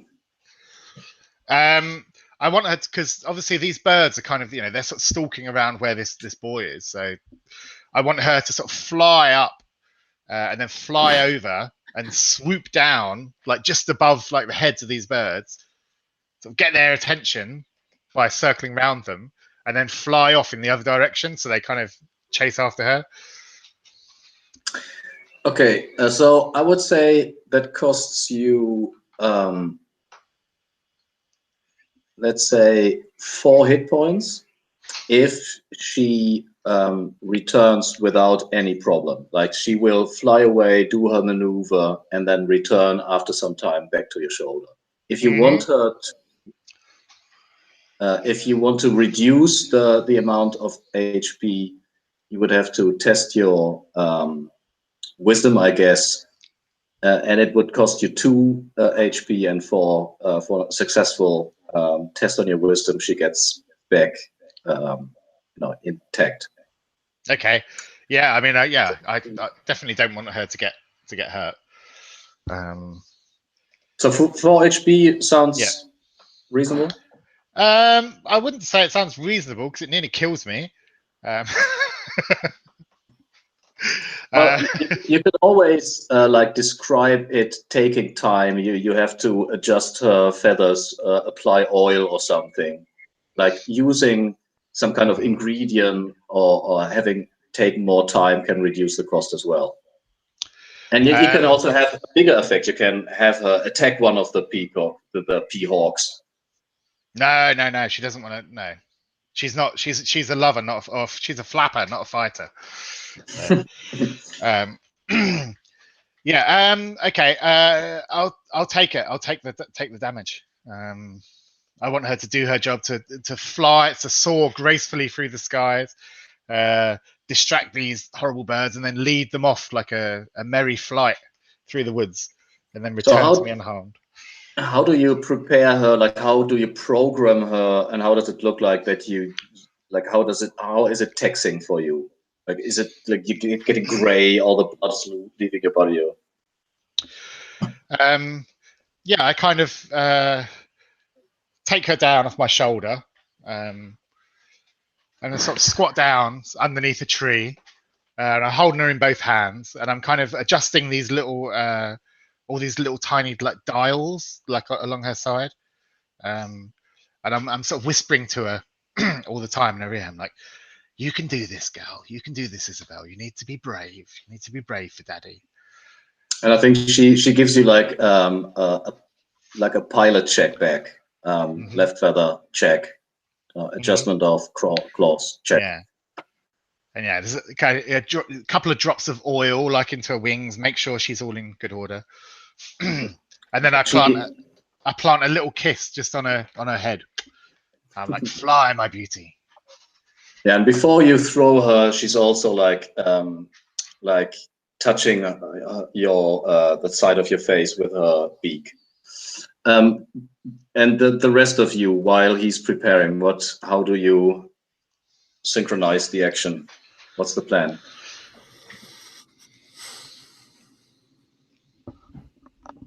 I feel pretty upset that we lost my pet.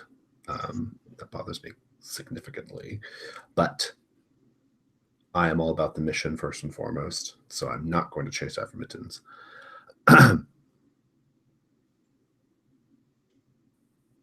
Sorry about the whole puking on your boots thing, Ilion.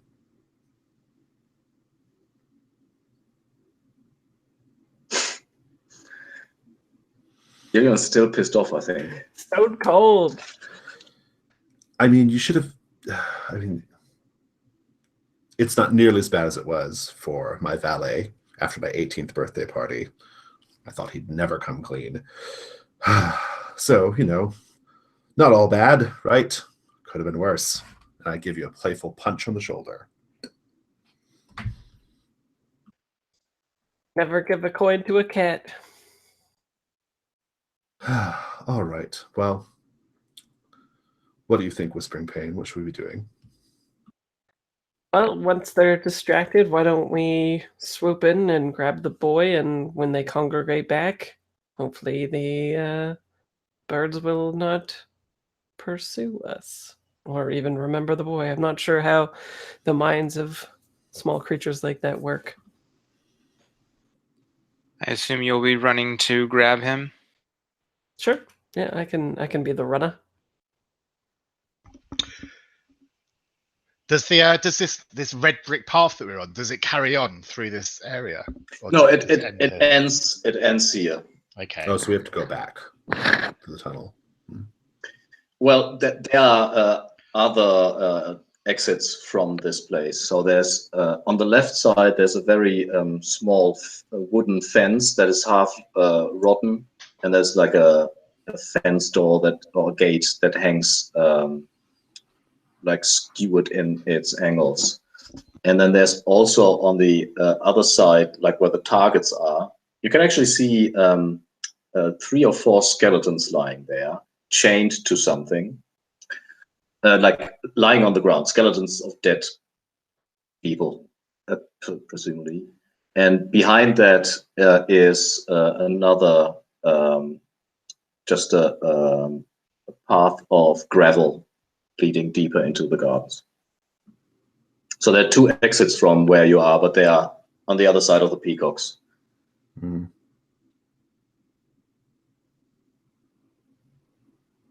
And we'll have the peacocks, or we'll have Isabel fly in such a way that maybe we could just like run, swoop up the boy, and continue along the path, I think. Yeah? Yeah, that's the idea.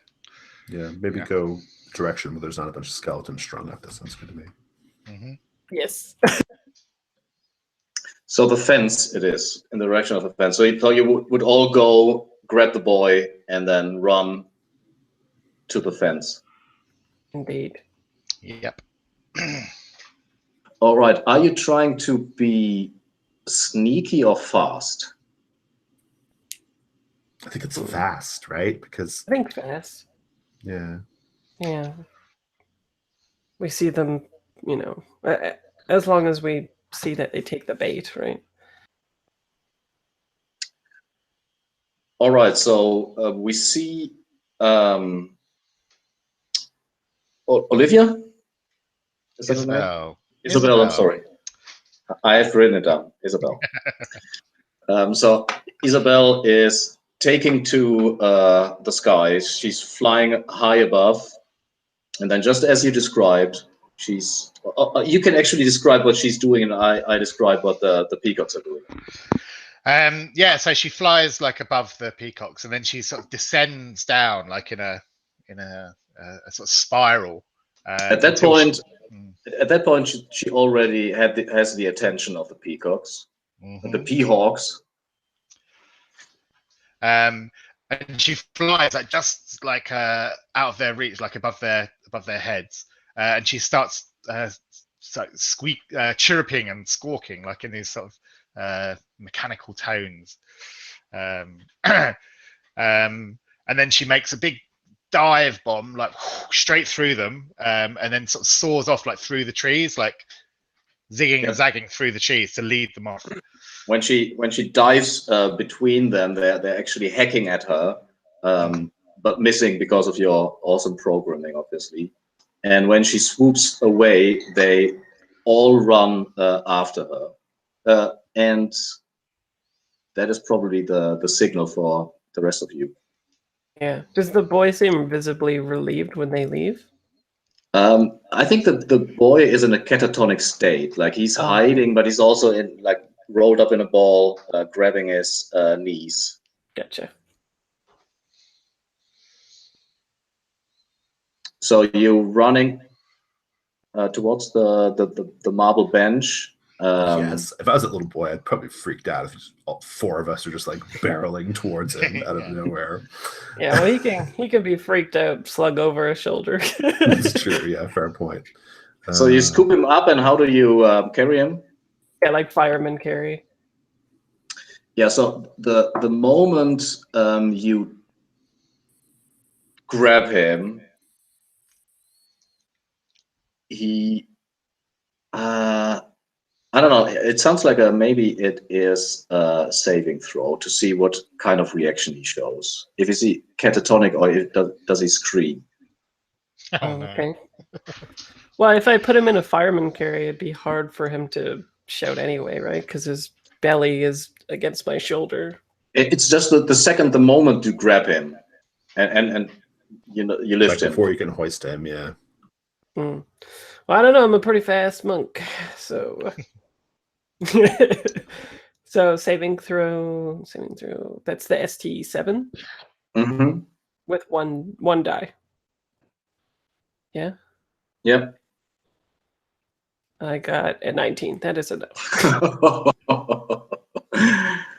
So what's happening is you grab the boy, and the second you touch him, he actually tries to, like, he not only screams, he also tries to fight you. So what do you do? I wind him on my shoulder. And the rest of you, you're probably behind because I assume that the monk is the fastest of you. The rest of you can see that the peahawks turn their head. They're at the end of the shooting range, almost at the gravel path, and they turn around and they see you and they run. So let's see, what would it be? So how's everyone reacting to that? Oh, Albertus just shouts, "Do not let Isabel's efforts be in vain! Run like the wind!" Are these? So I would say, Okay, sorry. No, sorry, go on. I was just going to say, like, if they're just animals but just big, like maybe if like I fired my flintlock pistol, that'd be enough to startle them, and maybe keep them at bay. If that is your intention, instead of like hurting them, just fire them, just shoot in the air. Yeah. I don't think that it's like it's an attack roll. It's probably like a charisma roll. Okay. And do you have anything written next to charisma? Disgraced Venetian noble is what I have written next to. You tell me how that plays a role. I will. I will. So I think that I think I think part of the reason why like I ended up being a disgraced Venetian noble and my family kind of like gave me the middle finger and sent me on my way is because I was particularly obnoxious about like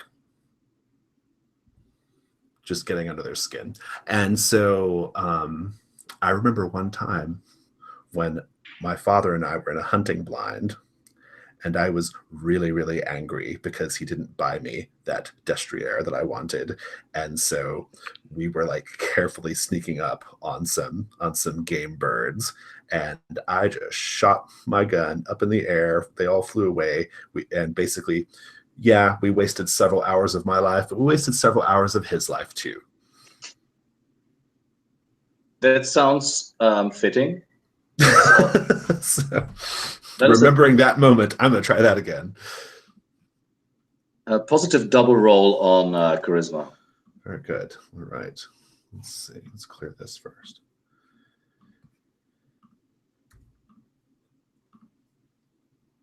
I got one of them is successful. So yeah, 7. All right. So I would say in the first round, they are startled. They're not running away, but they're startled by the sound.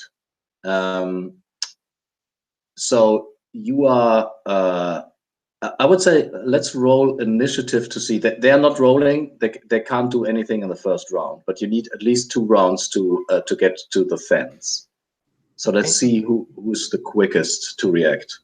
An initiative is A D6, just a D6, and then the higher the better. +2 dex because I've got 17. If you're very dexterous. Yeah, I am as well. So. I got a 2. I got 8 4 total. Dang. Well, I mean, this kid is slowing me down. And Albertus? Oh, I'm not sure because I think I rolled either a 6 or a 5. I'm not sure which one it is. I'll roll it again. Hold on. 3 for me. So Elion 3. is definitely the last. 3. So sorry, Paul is the last. So what we see is Vincenzo is way ahead. He's halfway to the gate. Behind him is Whispering Pain. And then it's Elion, and then it's Albertus, I guess. And then that is the moment when they react and they start to run. They have realized it was just a scary noise. It was not an immediate danger. And they barrel forward. And let's see. I will roll for all of them. And when they are higher than you are, they will get. You will be engaged in combat. Let's see. I've got a 1. Suckers. So are we rolling again, or are Yeah, we you're rolling again. Yeah, it's every round you have to roll. It's old-fashioned. I got a 5. So everything higher than 1 is okay. Right. Yeah. Okay. 2. Got 2. Okay. I'm just waiting for everybody else to be done. So yeah, Albertus was lagging behind because he was like trying to scan the tree line and see if Isabel was like coming back. And So when everybody, I everyone's rolled a rolled? 4. Yeah, on the second one, so I'm okay. So it's a 4. Nice. So everyone makes it. Elion being the last. So you stumble over the fence. Elion with like one of these P-hawks in pursuit. Behind the gate, there is a what's it called? Like a creek, like a small, very small river. Is that a creek? Or a brook, Yeah. it might be called. Sure, brook or creek. And while you are, so what are you doing? There's the small creek or brook before you. I assume that you run like forward, jumping over the brook, trying to get distance between you and the peacocks. And can we close the gate behind us? The gate is like rotten. I'm sorry, this is rotten wood, and it really hangs like not really solid in its angles. Didn't we notice that they were, when they were stalking around the field, they were sniffing the air, so they were using their sense of smell to like track the boy. Yeah. So how about if we actually turn and like run like along the creeks, and then they won't be able to follow the scent as well in the running water. Yep. That's an awesome idea. So you run in the brook upstream, I guess. Yeah, and then that should wash our scent away, like behind us, hopefully. Yeah. And so I think you run for running. There's a special rule for running. Let me see. So maybe we can have some snapshots of how it looks like when you run up the creek. And I look at the route. Parkour around that shit. Yeah. Are there special rules for like running upstream up a river when you're a 62-year-old retired professor? Yeah. So yeah. I think that's in the 3rd edition. Ah, okay. Just use a miracle.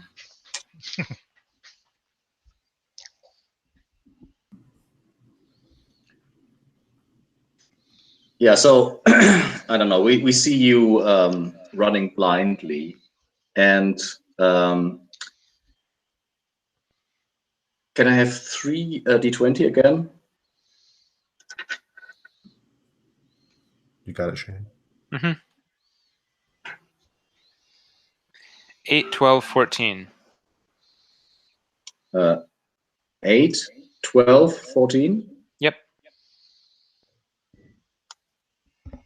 So yeah, so Whispering Pain, you're at home in the water, aren't you? Oh yeah. Running faster than anyone else. I was born in it.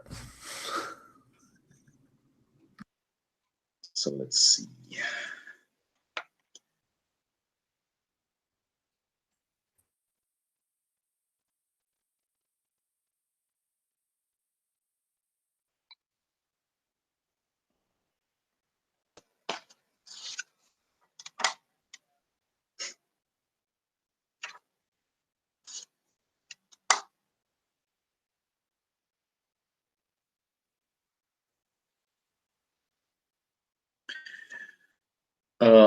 All right. So while you are running up the stream, you can actually get distance between you and the peahawks, and at some stage they just turn around and move back.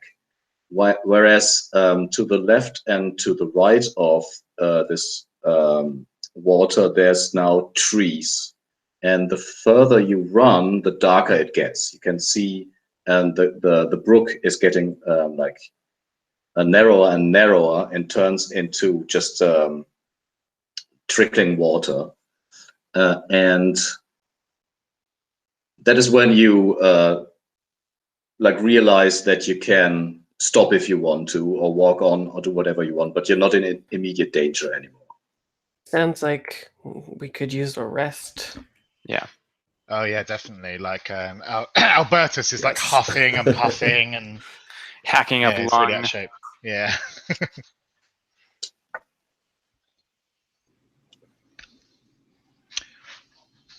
Yeah, so you can definitely I don't know, gather wood, for example, because it's obviously a forest.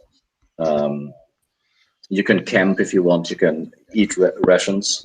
The way resting works in Whitehack is that You can tend to wounds. If it's like open wounds, you can bandage them.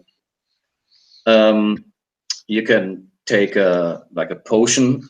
Unless you're a wizard, you can't or a tinkerer or any wise character can't use potions to heal.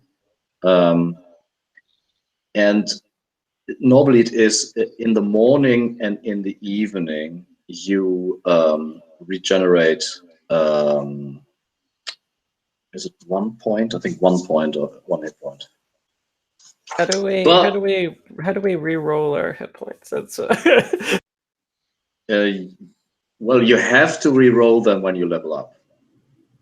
Oh, so the next time we roll that d6 to see what our ceiling is when we next level up? Yeah, you could theoretically roll lower than what you have. It's not like Wodu where you re-roll every time you heal, right? No, definitely not. Yeah, that's what Fraser's thinking. That's what Fraser's thinking. That's not the way it's done. So, are you resting? I think now's a good time to rest at the side of the brook. Maybe we could set up a camp, make a fire, eat, have some rations, drink some water. I have my sickness, which is where my hit point went, but I don't have any kind of potion or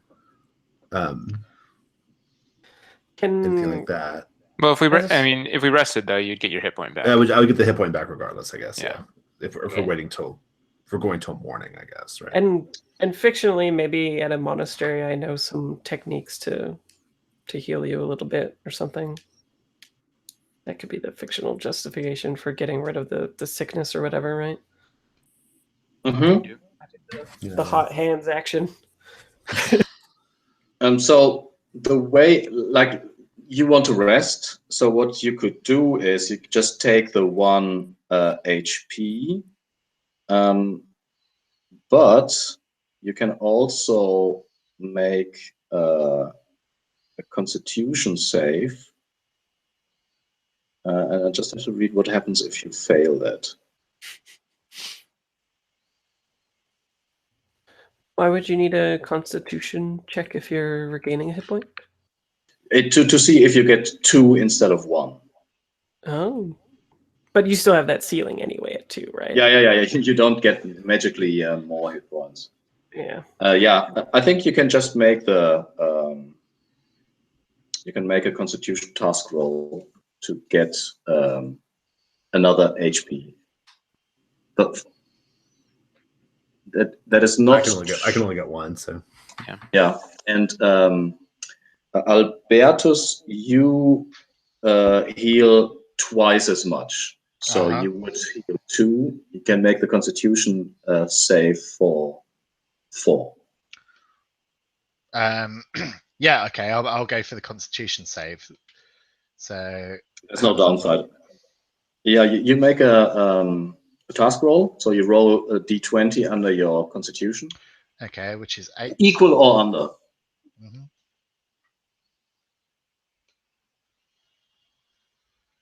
Oh, I missed it by 1. So is there a negative downside to that? No, there's no downside. Okay, cool. So I just healed 2 hit points. 3. Yes. So, what do you think, guys? Shall we make a break and play a little bit longer? Shall we stop the broadcast and talk a little bit about the experience? We had scheduled it for 4 hours, so. Yeah, I'm good to I'm go. happy to keep going. Yeah. Oh, cool. Yeah, sure. Yeah. So, time slows a little bit down. Do you set watches, for example? Yeah, I've got a pocket watch. So I want to check the time. What is the time? How long have we been here in there?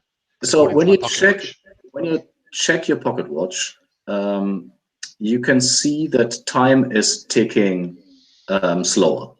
So you can just see that you wouldn't have. You tell me what kind of pocket watch you have, but I assume that it doesn't count the seconds. But you can. Yeah. Oh, this one does. This counts as seconds. Yeah, it's a very highly quality made Swiss pocket watch. So what you see is it ticks forward like the normal way, it seems, but then it ticks backwards and then it ticks forwards again. So there's So it's like something wrong. 2 ticks forward, 1 tick back. Exactly. Yeah. So time is ticking twice as slow. Like Albertus finds that quite disturbing, I would imagine. Like, and he kind of sits there for a good while, just sort of fiddling with his watch, trying to get it to tick correctly. Because he's had this watch. He's had this watch since he was a boy. His dad gave it to him, his father, and it's not once got the time wrong. It's so well made. Now it's ticking all over the place. But I think you can definitely say that there's something wrong with the time. It's not something wrong with the watch.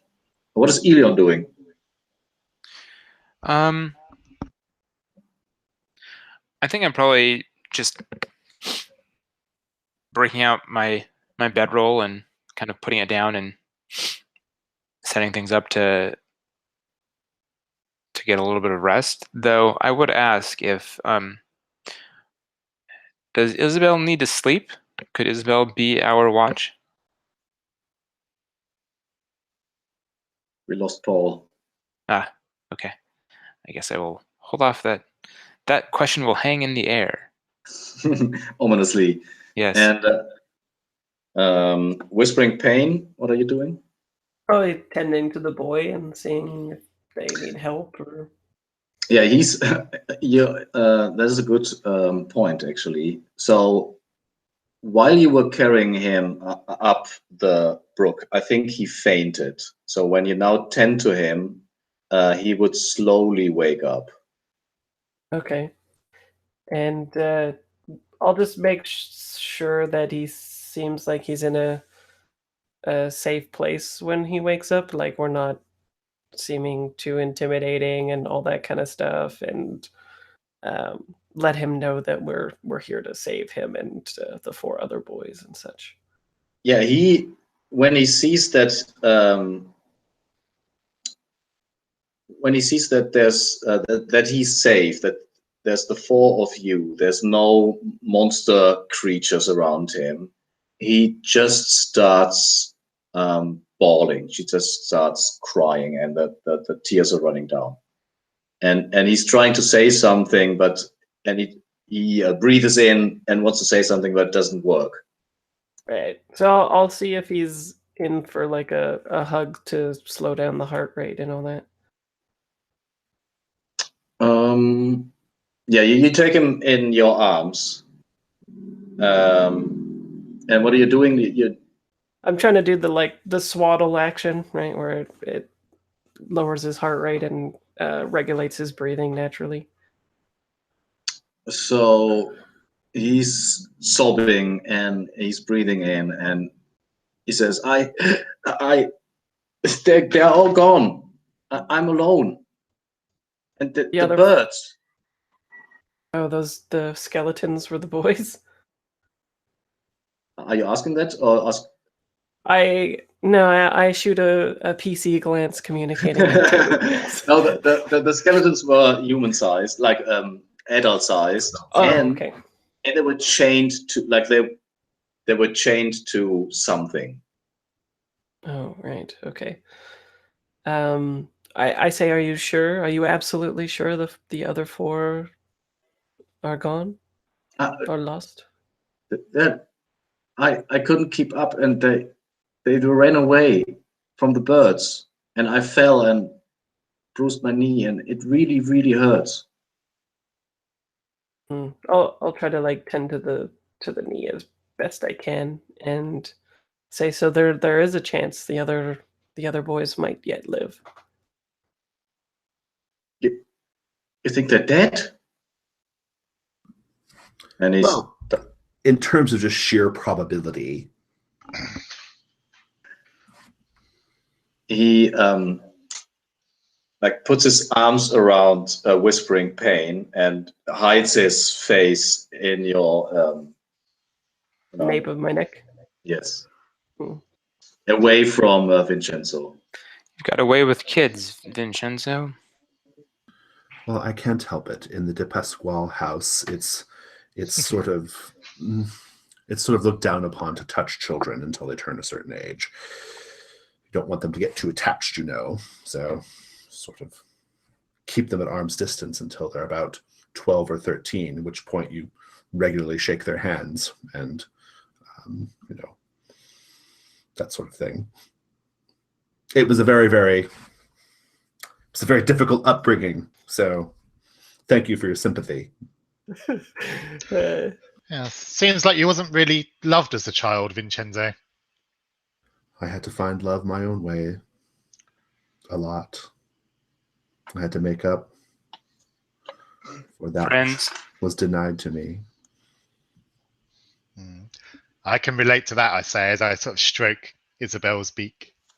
She's incapable of loving you. She's a machine, but okay.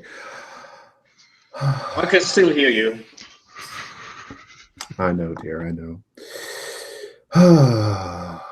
Well,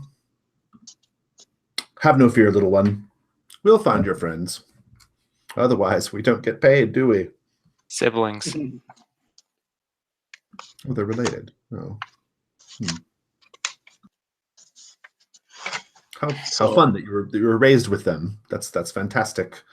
My siblings, we were all separated immediately as soon as we were born, raised in separate nurseries, taken to different aunts and uncles.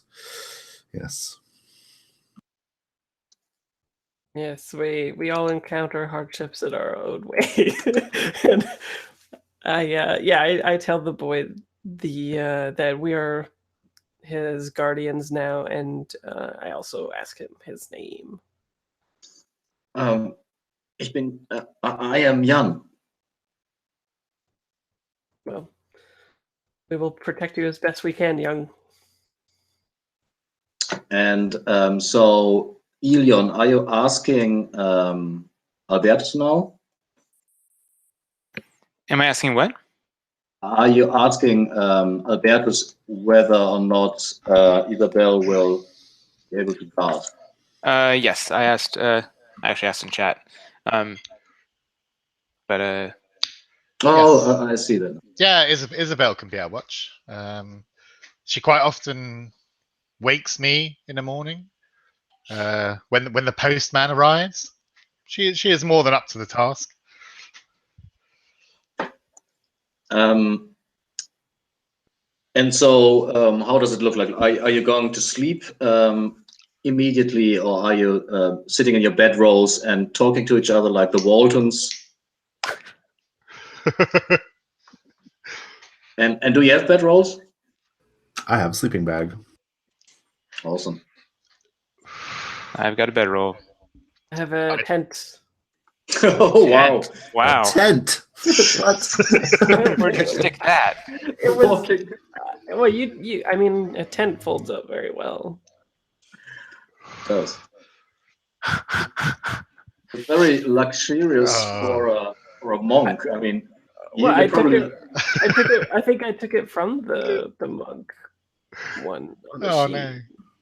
Maybe, or maybe I just saw. So we're all the just like shoes. watching you while you like set up and then go sleep in your tent while we all just sit out there sit out here with the owl and our white boy and Oh, the boy's probably going to sleep with the monk, so. It's Well, also maybe- relatively no. I could swap it for a bedroll if it makes more sense. Oh no, I love it. I love that you have a tent, please. Yeah, like Albertus is just like staring at your tent like with envy in his eyes, because I had a tent on my pre-gen equipment list, so I swapped it out for a crowbar instead. So that's not going to keep me warm at night, is it? So where are you sleeping? I'll just put my back against the tree and sleep there. It's quite warm out here, isn't it? It is. Yeah. Maybe in the morning, after we're consuming rations or something, I reveal that my staff is also a didgeridoo. So before you wake up, though, there's obviously the night encounter, and so let's see. I think Albertus, you wake up because you hear talking, and it's you hear Isabel talking to someone. Hmm. And what's she saying? Can I hear? Yeah, she says, "Well, that is odd."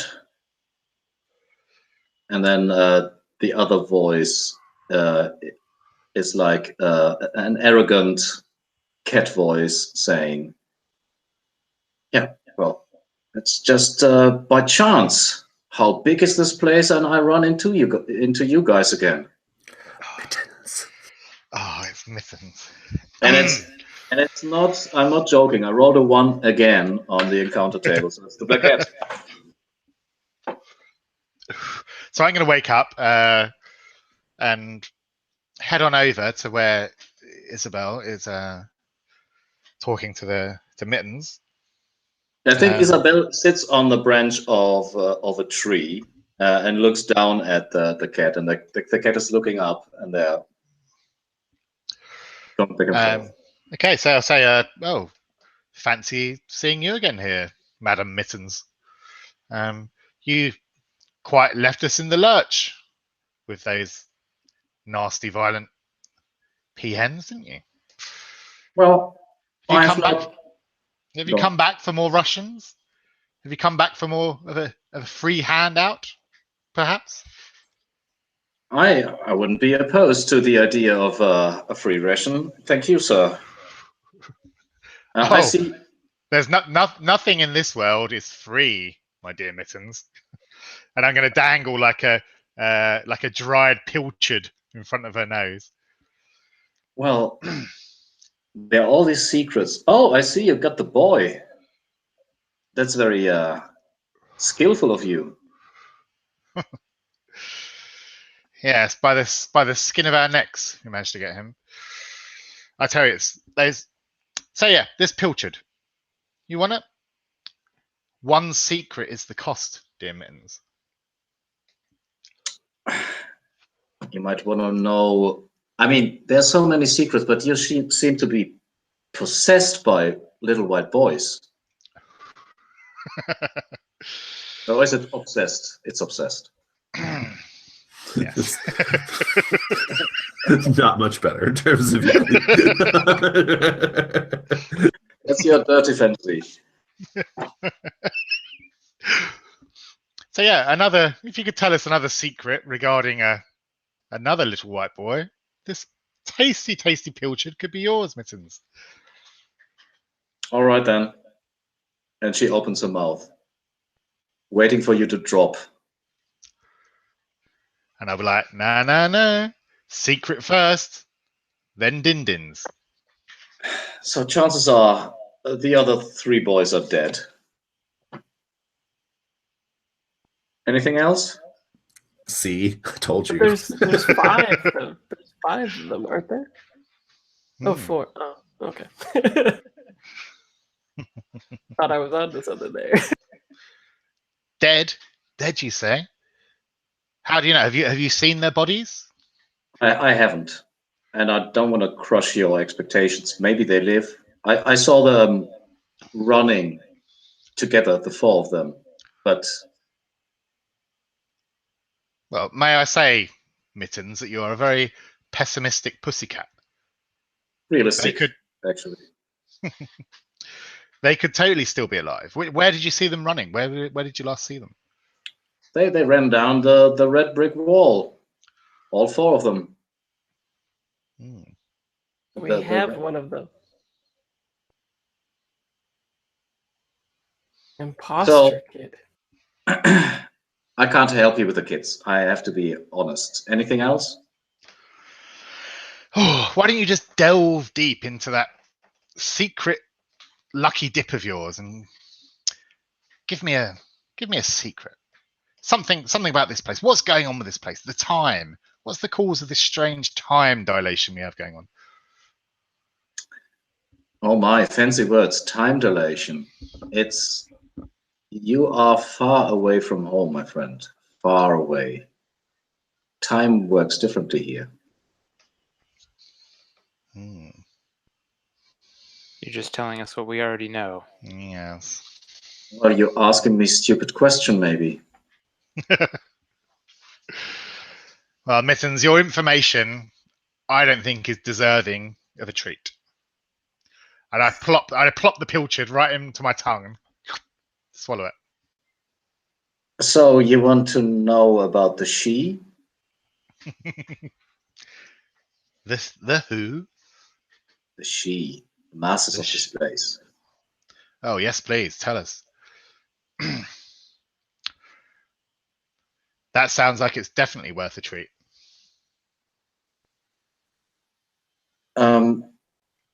Creatures of beauty, appreciative of everything that is graceful and harmonic and beautiful.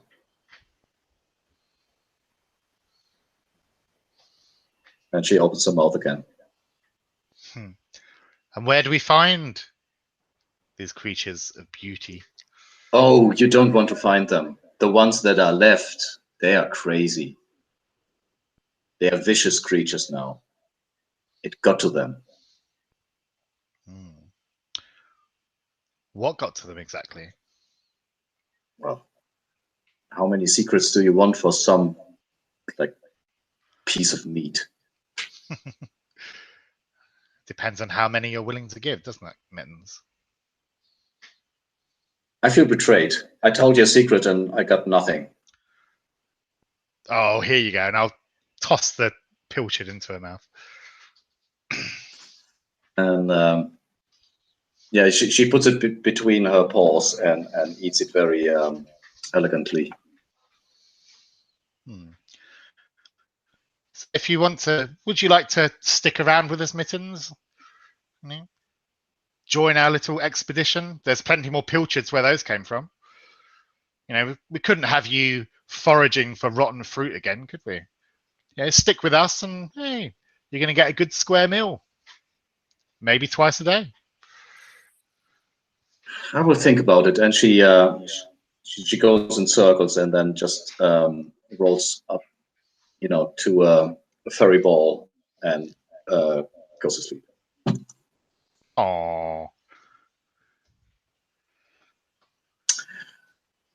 So the next morning, she's gone. Wait, am I going to wake up and no one told me that Mittens came back and now she's gone? I don't know if anyone will tell you, but whoever wakes up first will just see the place the way you left it when you went to sleep. Yeah, I'll let you know about my encounter with Mittens, the pilchard muncher.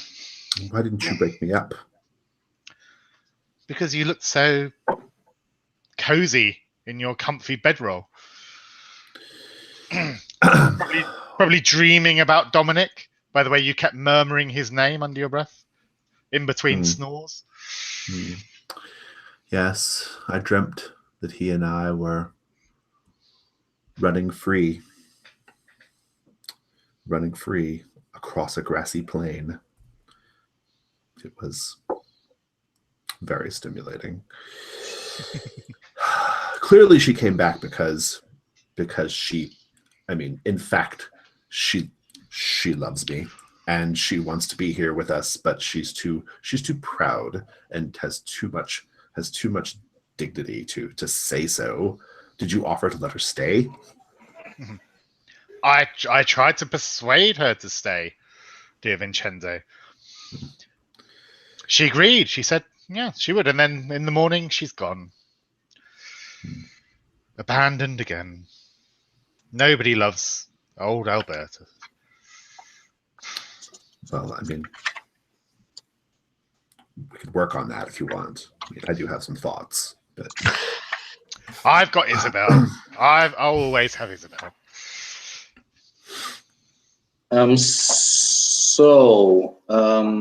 I would say, can we have like a 5 minutes break and then talk a little bit about the session? This is the end of the session. You guys around the campfire waking up. Yep. Cool.